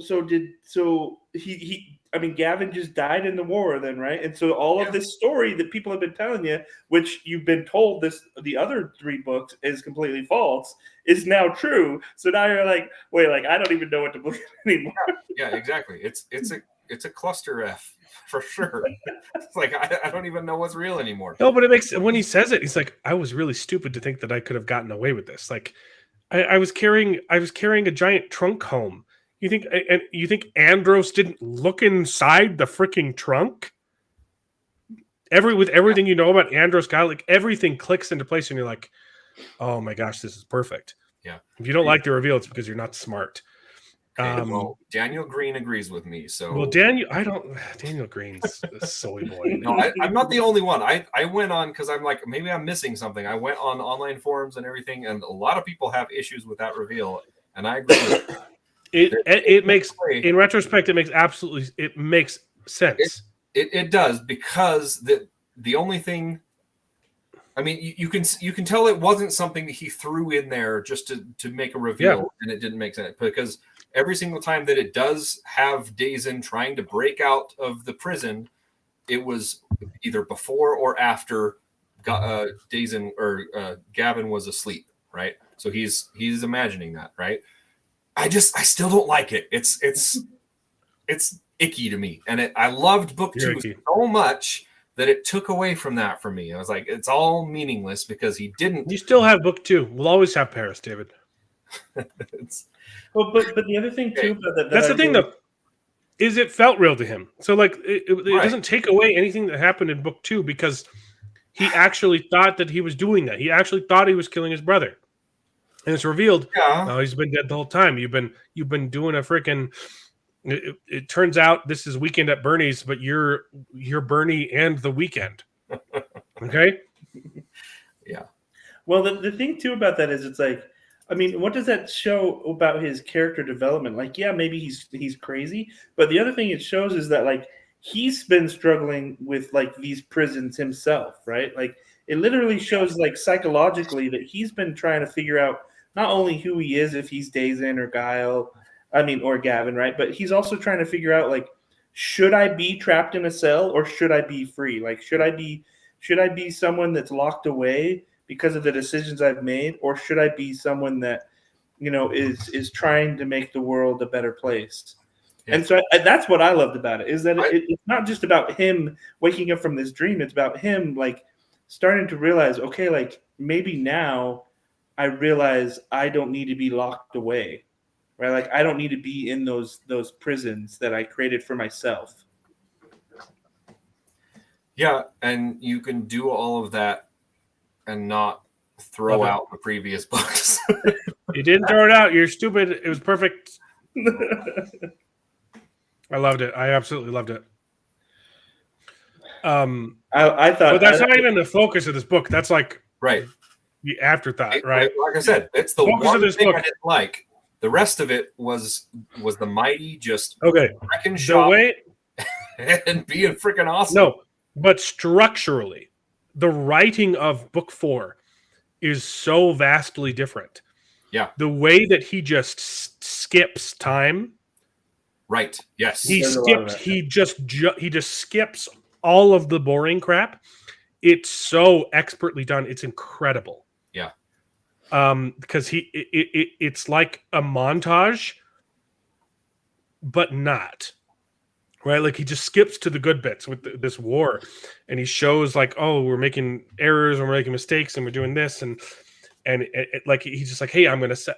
We have this idea, and then it just jumps straight to that idea, right? And then it's like, hey, this is happening over here, and then it just jumps straight to it. Like it's so expertly done. Like I didn't know you could do that in books. I didn't know you could just do that. The way that it's written is masterful. And I'm going to reread book 4 like 7 times in preparation for writing my own story. Like, it should be studied. That and Gunmetal Gods. The way that plot is paced out is shocking. Yeah, it's very good. Also, the dialogue in this one, the conversations that my gosh, is so real. Like it's so well done. The politics that Kip has to position himself and what's the word? Not barter, but he's making all these decisions. I can't think of the word. With all the people in the lands that he's conquering and everything, words are failing me. But yeah, the decisions that Kip has to make, you really see him grow as a leader, and his wrestling with, what do I want for my life? The mighty think that I'm this big, destined to be the Lightbringer, right? Maybe I could just settle down here and become a satrap, and I can have all this power and people respect me and everything. But he's like, no, I don't want that. I never asked for that at all. And just the way they balance all of that with the mighty and with Kip and his position and his longing to be accepted and his longing to be loved, but also not wanting power for himself and glory for himself. He's always it's so well done. And his relationship with Tysus too. I thought Tysus he's going to be locked in this loveless marriage that's just, for the books or whatever. And they're just trying to. Tysus is another example of one of those characters who you never get to see inside her head, and every single thing about her. Exactly. And Tysus is so amazing in this book. And she's not just there to be a pretty face. She's part of the group. And there's a whole thing with them trying to accept her as being part. She's not, expert in military combat, but she knows the negotiation. That's the word I was looking for. The negotiation that's happening, and Tysus advising Kip, and it's so good. I love it. It's so good.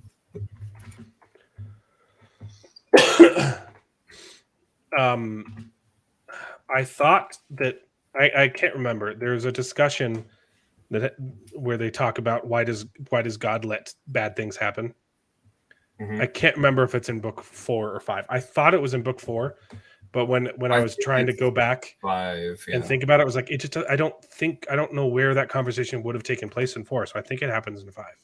Yeah. So I guess I'll talk about that later. Oh yeah, book 4 is so good. And then again, it builds on the spy network that was started in 3, and this is really where it comes to a head, where Tia is on her own, spying, being a double agent, doing terrible things, like being terrible things for the Order of the Broken Eye, but she's all trying to do it for the right reasons, right? Trying to not blow her cover. But it's amazing. It's really, really good. What else? What happens with Gavin in this book? I don't remember. So I'm just reading the summary, and it's so while he's trapped in the prison, the head, the uncle of Iron Fist, Andros, or no, the Grimwoody. Grimwoody. So Grimwoody comes to him and says, "Hey, I'm the leader of this I'm the old man of the desert, and so he sets Gavin free. And I need you to go kill God. Yeah, and he's like, hey, I need you to go kill. Oh, blasphemy! He was struck. Scared. He was struck from the stream. Yeah. Yeah, I like book 4 so much. Book 4 is wonderful. Book 4 is where it really gets into the whole like.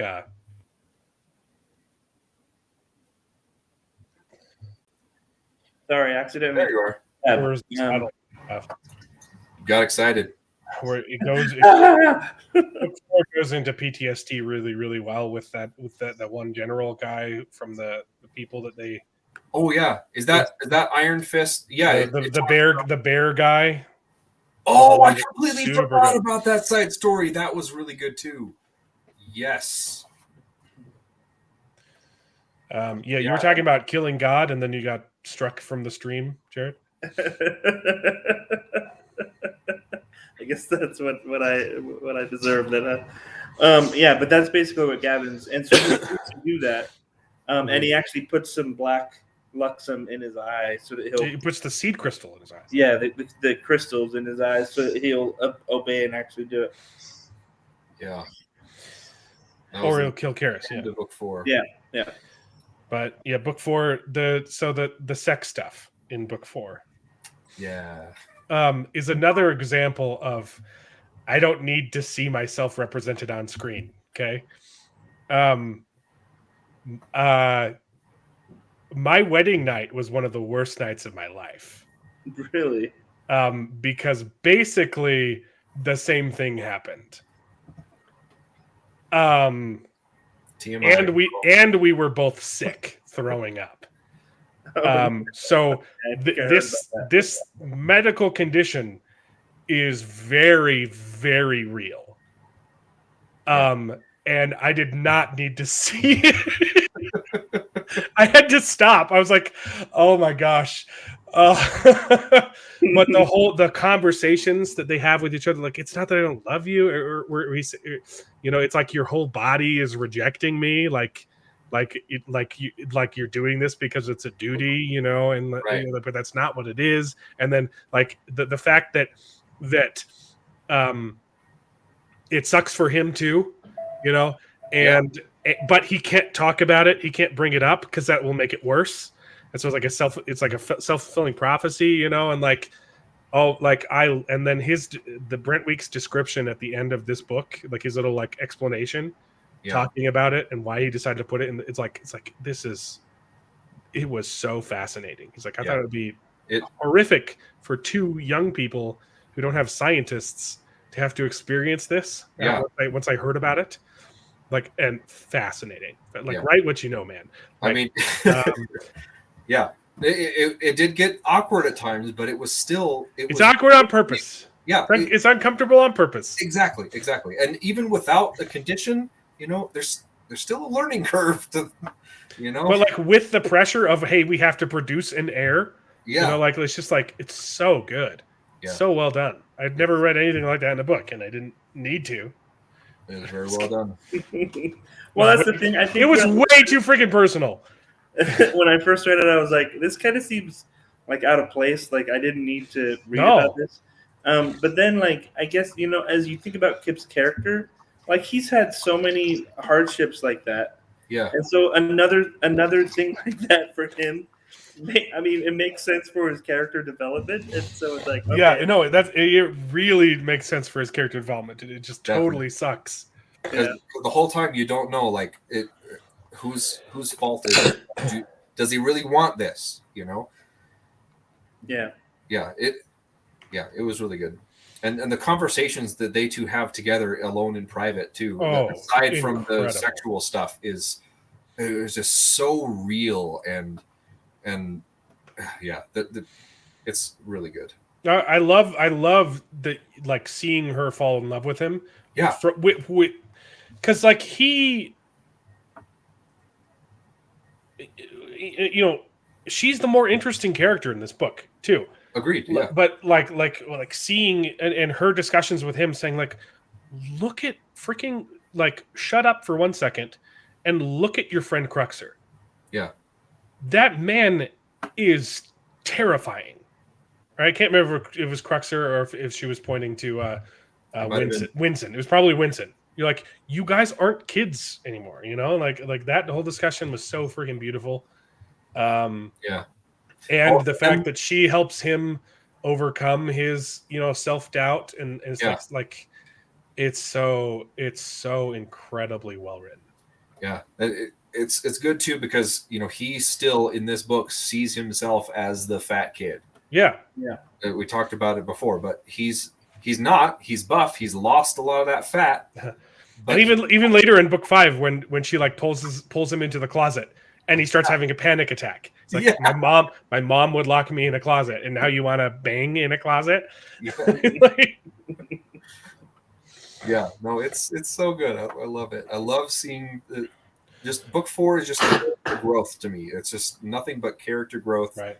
Really awesome dialogue and progression, and from a story, from characters. I love it. So good. Aside from the twists. You're stupid. All right, book 5. Book 5. Last one. A lot to wrap up. Gavin Dazen goes to kill God. Tia is trying to the conversation that Tia in the beginning of the book that technically takes place at the end of the last book, but it's in this book, right? Where she talks to Gavin, and he's like, hey, you're here to kill me, right? Or you're supposed to, like, hey, and then he just gives her a pep talk. I was like, that's like, it was the best part of the book. He's like, hey, yeah, dude, like, you don't have to like do what people tell you, right? It's like you could just go take on the order by yourself. And she's like, yeah, okay, I'll do that. But the premise of like, I can't even let people know that I exist right now, or I'll be captured by Murder Sharp, which not happens. Even my friends, yeah. So she can't even. Her isolation in that is so wonderful. So that's great. And yeah, and then she finally comes out to what's his name, the scholar guy. Mm-hmm. Because Terrace makes them be friends. Yeah. She's like, I'm assigning you to be her friend because she's so depressed. Wonderful. And I'm pretty sure the conversation was between those two people. That's my favorite conversation from the entire series. And he tells her several times, like, you're not ready to hear it. You're not ready to hear it. And then she eventually goes up to him and she's like, fine, I'm ready to hear it. He's like, why does God let bad things happen? Brent Weeks' explanation in book for the classic criticism of Christianity. Mm-hmm. Why, if God is all powerful and all loving, why does God let bad things happen? It's been explained ad nauseum, right? And if you actually think that, you're stupid, right? But Brent Weeks' explanation of that conundrum is perfect. It's literally perfect. And it's what I'm going to use to explain to people who are asking that question. It is the most concise explanation and understandable, and it uses a parable to explain it. 2 parables. Yeah. A parable, and it uses a parable and a simile to explain it. And it's freaking incredible. The whole, why does God let bad things happen? Okay, so if God is I'm not going to do it justice. I'm going to have to look it up and just read it, but that discussion is wonderful. The whole if a master painter starts just erasing that pivot, where does he stop erasing? Right. Is wonderful. And then he ties the whole thing in with, well, hey, so you're a slave, right? You were a slave and slavery's bad. So if you had a guy that owned a slave and he gave his slave her freedom.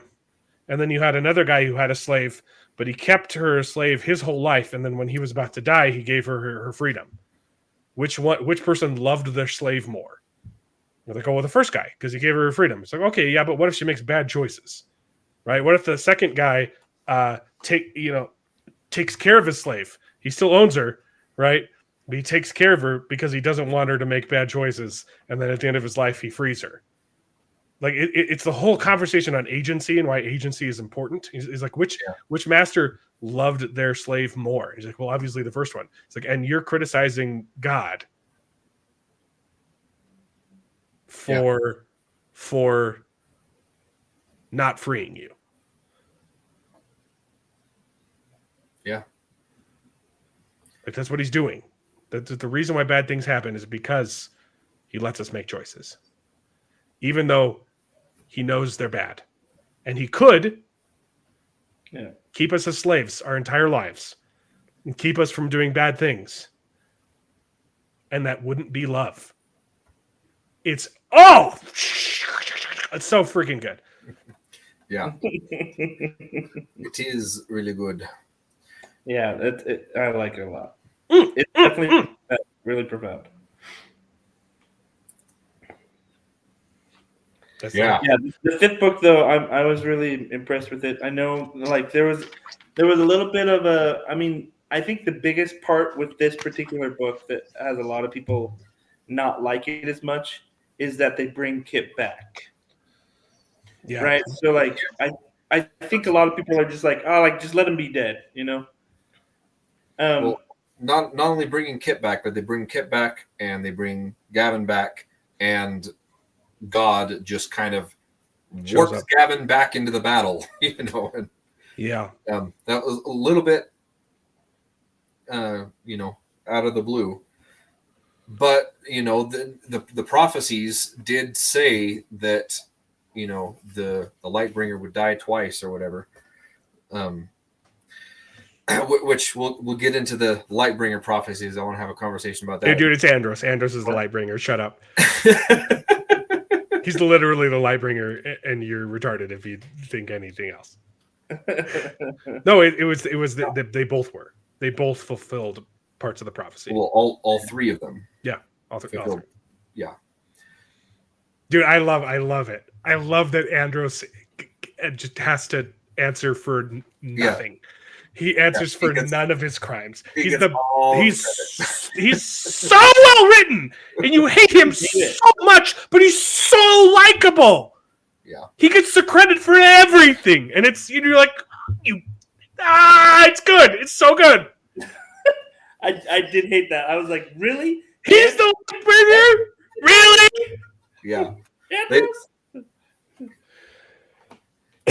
I do wish. Like, okay, so who is actually the Lightbringer? It's all three of them. Who's this chosen guy? Jared, the Lightbringer is the Guile. The Guile. That's what it seems to be implying, that all of them together were the Lightbringer, and that's why the line is the Lightbringer cleaves father and son. Yeah, because it's not just one person. It's right. And I wish they would have made that. It's literally splitting light. It's apparent in the end. Yeah. They're light splitters. Come on, you want someone? I'm sorry, Dave. Did you want Brent Weeks to hold your hand and say, "Oh, David"? In case you were wondering, it's all three of them.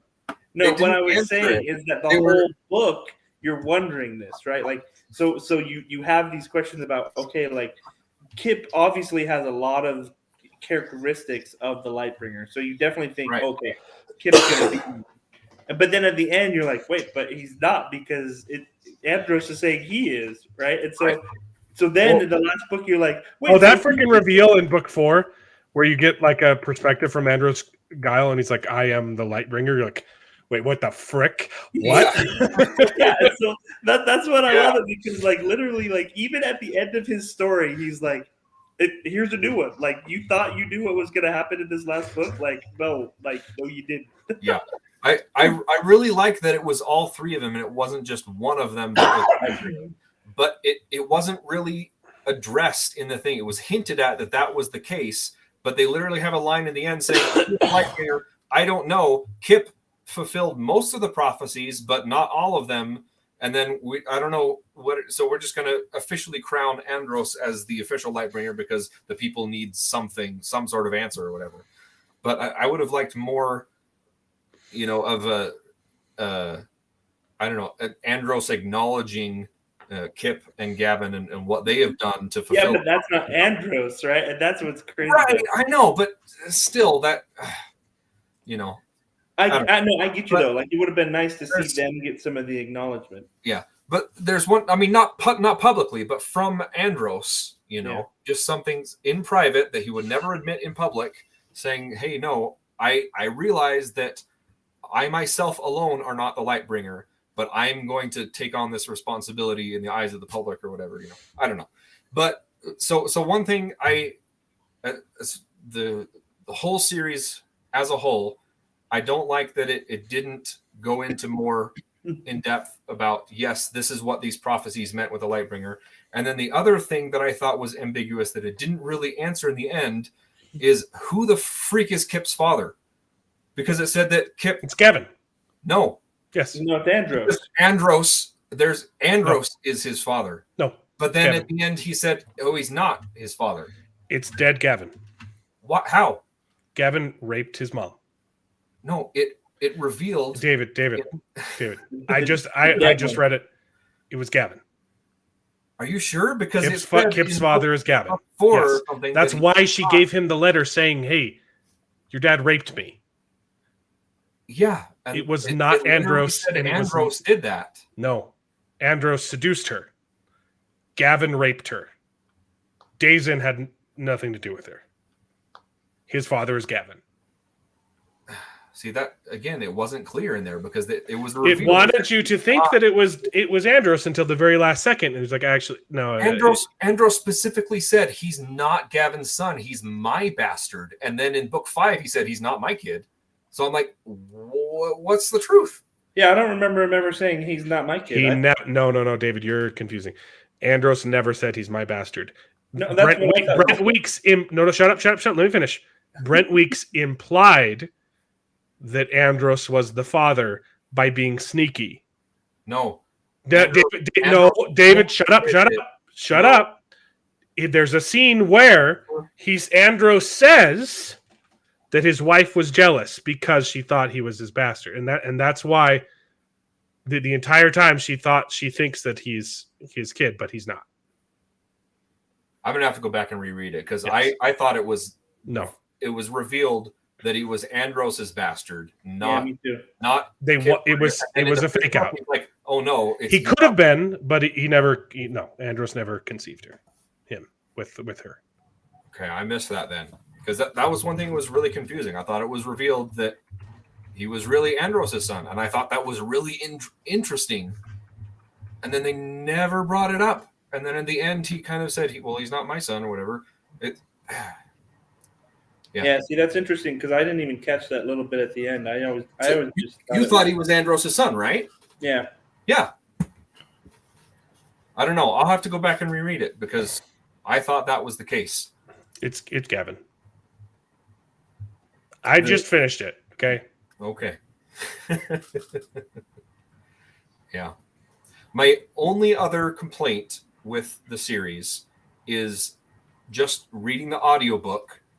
There were several times when the book switched into first person, and it was all the times that he was having the visions from the cards.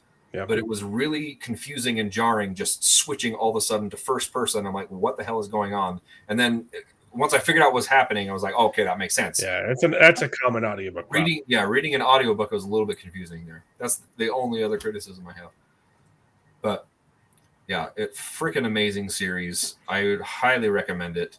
Nobody else is watching the stream right now, but go read Lightbringer. It's just so good. It's so good. So good.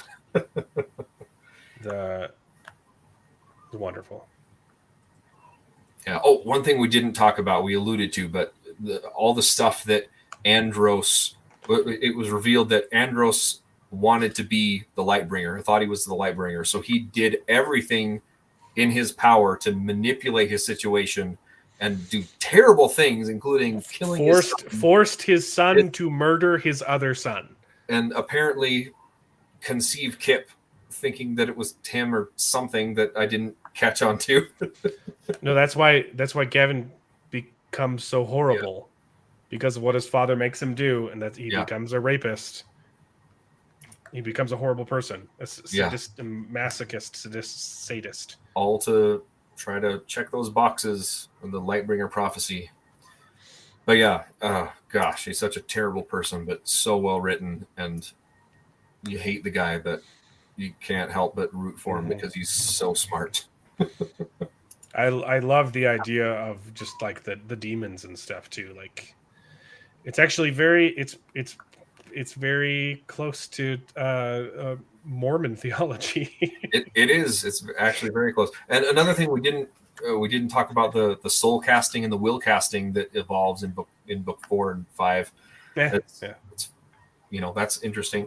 And I love too how, I mean, the whole magic system, it's really cool, but it's also very logical. You have the 7 colors, which purple is not in there for some reason.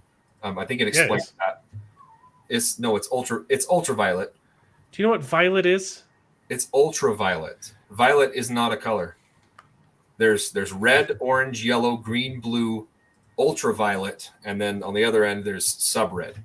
But if you know anything about the light spectrum, there's other that's outside of visible light, and we learn about peril, and you're like, oh, peril is ultraviolet, right? Or not ultraviolet.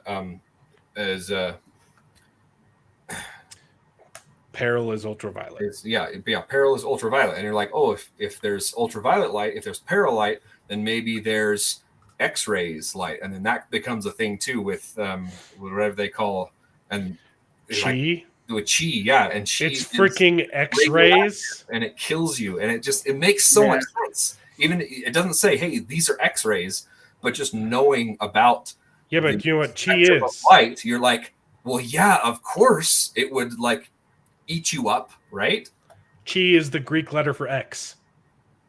Is it? Yes. Cool. I didn't catch that. It's so freaking clever. But yeah, it's so good, and it makes me want to hear more about this world. I want another series set in the future where they like harness everything, and they find, oh, there's this other thing. They're radio waves, and we can use them to communicate through fast distances. I don't. It's just it's so. I love the magic system. I love the world he's created, and it's a perfect package. But I also want more because it's so good. There's so much. Yeah, more. it definitely the ending definitely sets up like, hey, I might write a sequel, but this is a good ending. Also, I hope you stuck around after Brent Weeks. Also, he does fantastic acknowledgments at the end. His acknowledgments are incredible. Acknowledgments are great. And then at the end of the acknowledgments of book 5, there's a post-credit scene. Little post-credit scene with Tia. Not much, but doesn't she go into the desert or something like that? Yeah, she goes and kills Grimwoody. The old man of the desert, Grimwoody, and the one other follower that was the last person, the broken eye, and it was really well done. And can we talk about freaking Tia killing the entire order by poisoning herself? Forgot about that. With so freaking good. Herself with the poison that would like solidify. It was so in character. I love it. I love that it was setting it up as like, oh well, the poisoner has to drink, and you're like, well, obviously Tia's just gonna do it because she hates herself. Yeah. It was so good. It was good. Fantastic. But yeah, and Cruxer confronting Iron Fist, and both of them just being unmovable. And I absolutely knew it. Like, the very reason you love him is the reason he dies, is because of his. And he was Cruxer was so freaking good in book 4. Just like, his undying support for Kip is just so good. Yeah, like the other mighty are interesting and fun. But man, Cruxer's the best. Cruxer's great. Another thing that was really good too is Andros and the Iron White, right? Carius working together, and they hate each other. So beautiful. They're also trying to do the best for, and still like kind of screwing each other over. Yeah, but like then Curious kind of becoming friends. Yeah, and then Curious learns like all the terrible things that the Chromaria is doing, but she still has to like do what's right by her eyes, and also, you know, try and save face for the Chromaria and forge a better world to come. It's like, it's so good. I loved the reveal that Gavin just like that to create a prism. They've been murdering babies, right? Oh yeah. And that Gavin's been kind of doing that, not killing babies, but stealing drafting from other drafters with his freeing. And then they even bring it up. It's like, is that why the freeing was created? It's like, I don't know, but it was it's definitely how it's been used. Yeah. To create prisms, and that just and wonderful. And then the reveal that he's been capturing whites this whole time, right? He's literally been, and that's the voices in his prison. In his prison are captured gods. He's captured gods and put them and will cast them into his prison, and that's why he's so freaking crazy. And he doesn't even remember killing his own brother because he's been hunting down gods. Yeah, so good, crazy. Well, and then Kip literally burns himself out, like because of all the light that he's like. Yeah, that part was so amazing. I remember I was literally just like, I probably had goosebumps. I was like, this is amazing. The power that Kip is demonstrating right now is just fantastic. And then he dies, and then Gavin has to pick up where he left off, and he's like, "Oh, please, no, not Andros, not my father." That mental conversation that they have, he's like, "You got to be freaking kidding me!" He's like, "Yeah," and you just and Andros's only line is, "Give me the power." Yeah, it's so good. I shall be Lightbringer. Andros freaking hate him. I don't know how you could really like him. Dude, how do you not like Andros Guile? No, you hate him, but he's so he's so likable. He's such a dirtbag. I've never liked someone I hated so much. Yeah. Anyways, Lightbringer's awesome series. Very good. Because we're like, we had to tell everybody to go, so we didn't want to actually spoil it. I know. We're not streaming to anyone. We don't want to actually spoil this for anybody because it's so good. Anyway, all right. So Ahsoka sucks. We gotta watch. Ahsoka's. I can't watch Ahsoka. If I have to watch the Wheel of Time, I can't do Ahsoka. I don't know if I'm going to be on next week then, but by the way. You're not going to talk about the Wheel of Time? I would love to, but I'm going to be on vacation, so. All right. Especially if I have to focus on making a meme edit of every Wheel of Time episode, season 1 and 2. Oh boy! Yep, you got your work. I can't watch Ahsoka, man. I hate it so much. It's not nearly as bad as Boba Fett. But anyway, what are we reading next? Yes. That's I started listening to the Silmarillion. Also, I watched The Bear, dude. Dude, you watched The Bear? Yeah, one and 2 or just one? Just one. Okay. All right. 1 is pretty good. Like, it wasn't like, hey, this is my new favorite show. It was like, I really enjoyed that. Season 2 is like, holy crap, this is my favorite show. It's so good.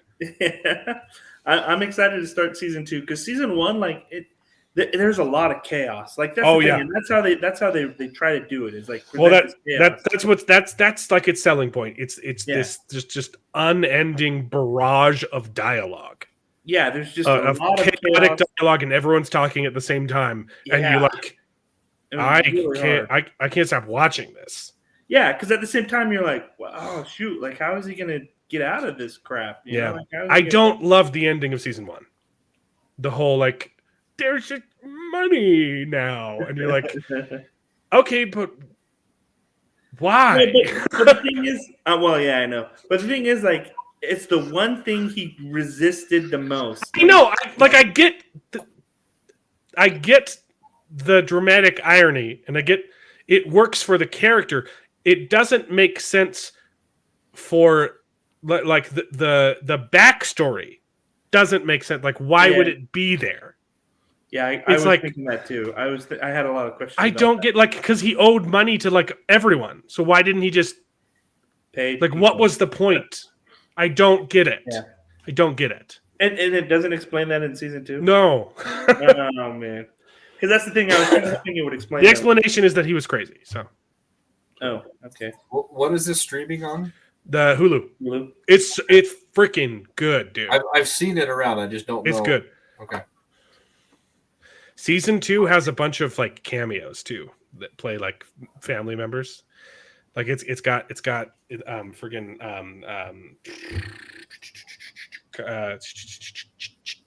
oh, I know him. The comedian in season 2. I don't know. Well, it's got a whole bunch of cameos. It's got the chick from Community, the blonde one. Oh yeah. Okay. She plays like the brother's ex-wife or wife. She plays him in like flashbacks and stuff. Okay. Cool. Will Poulter has an amazing cameo for one episode. I really like Will Poulter. I think it's a shame he didn't get a lot of work after his bad stint in the Chronicles of Narnia, because he had to play the worst character ever, and he did a really good job at being the worst character because he's a good actor, and he's like hasn't gotten work except for stupid Guardians of the Galaxy. Is he the bald guy? What? Is he the bald guy? No, he plays Adam Warlock. Will Stinter? Poulter. Will Poulter. He plays Eustace. Eustace in the Chronicles of Narnia. Oh, Will. Okay, yeah. So Will Poulter has Bob Odenkirk has a cameo as an uncle. Jamie Lee Curtis is his mom. Is the mom?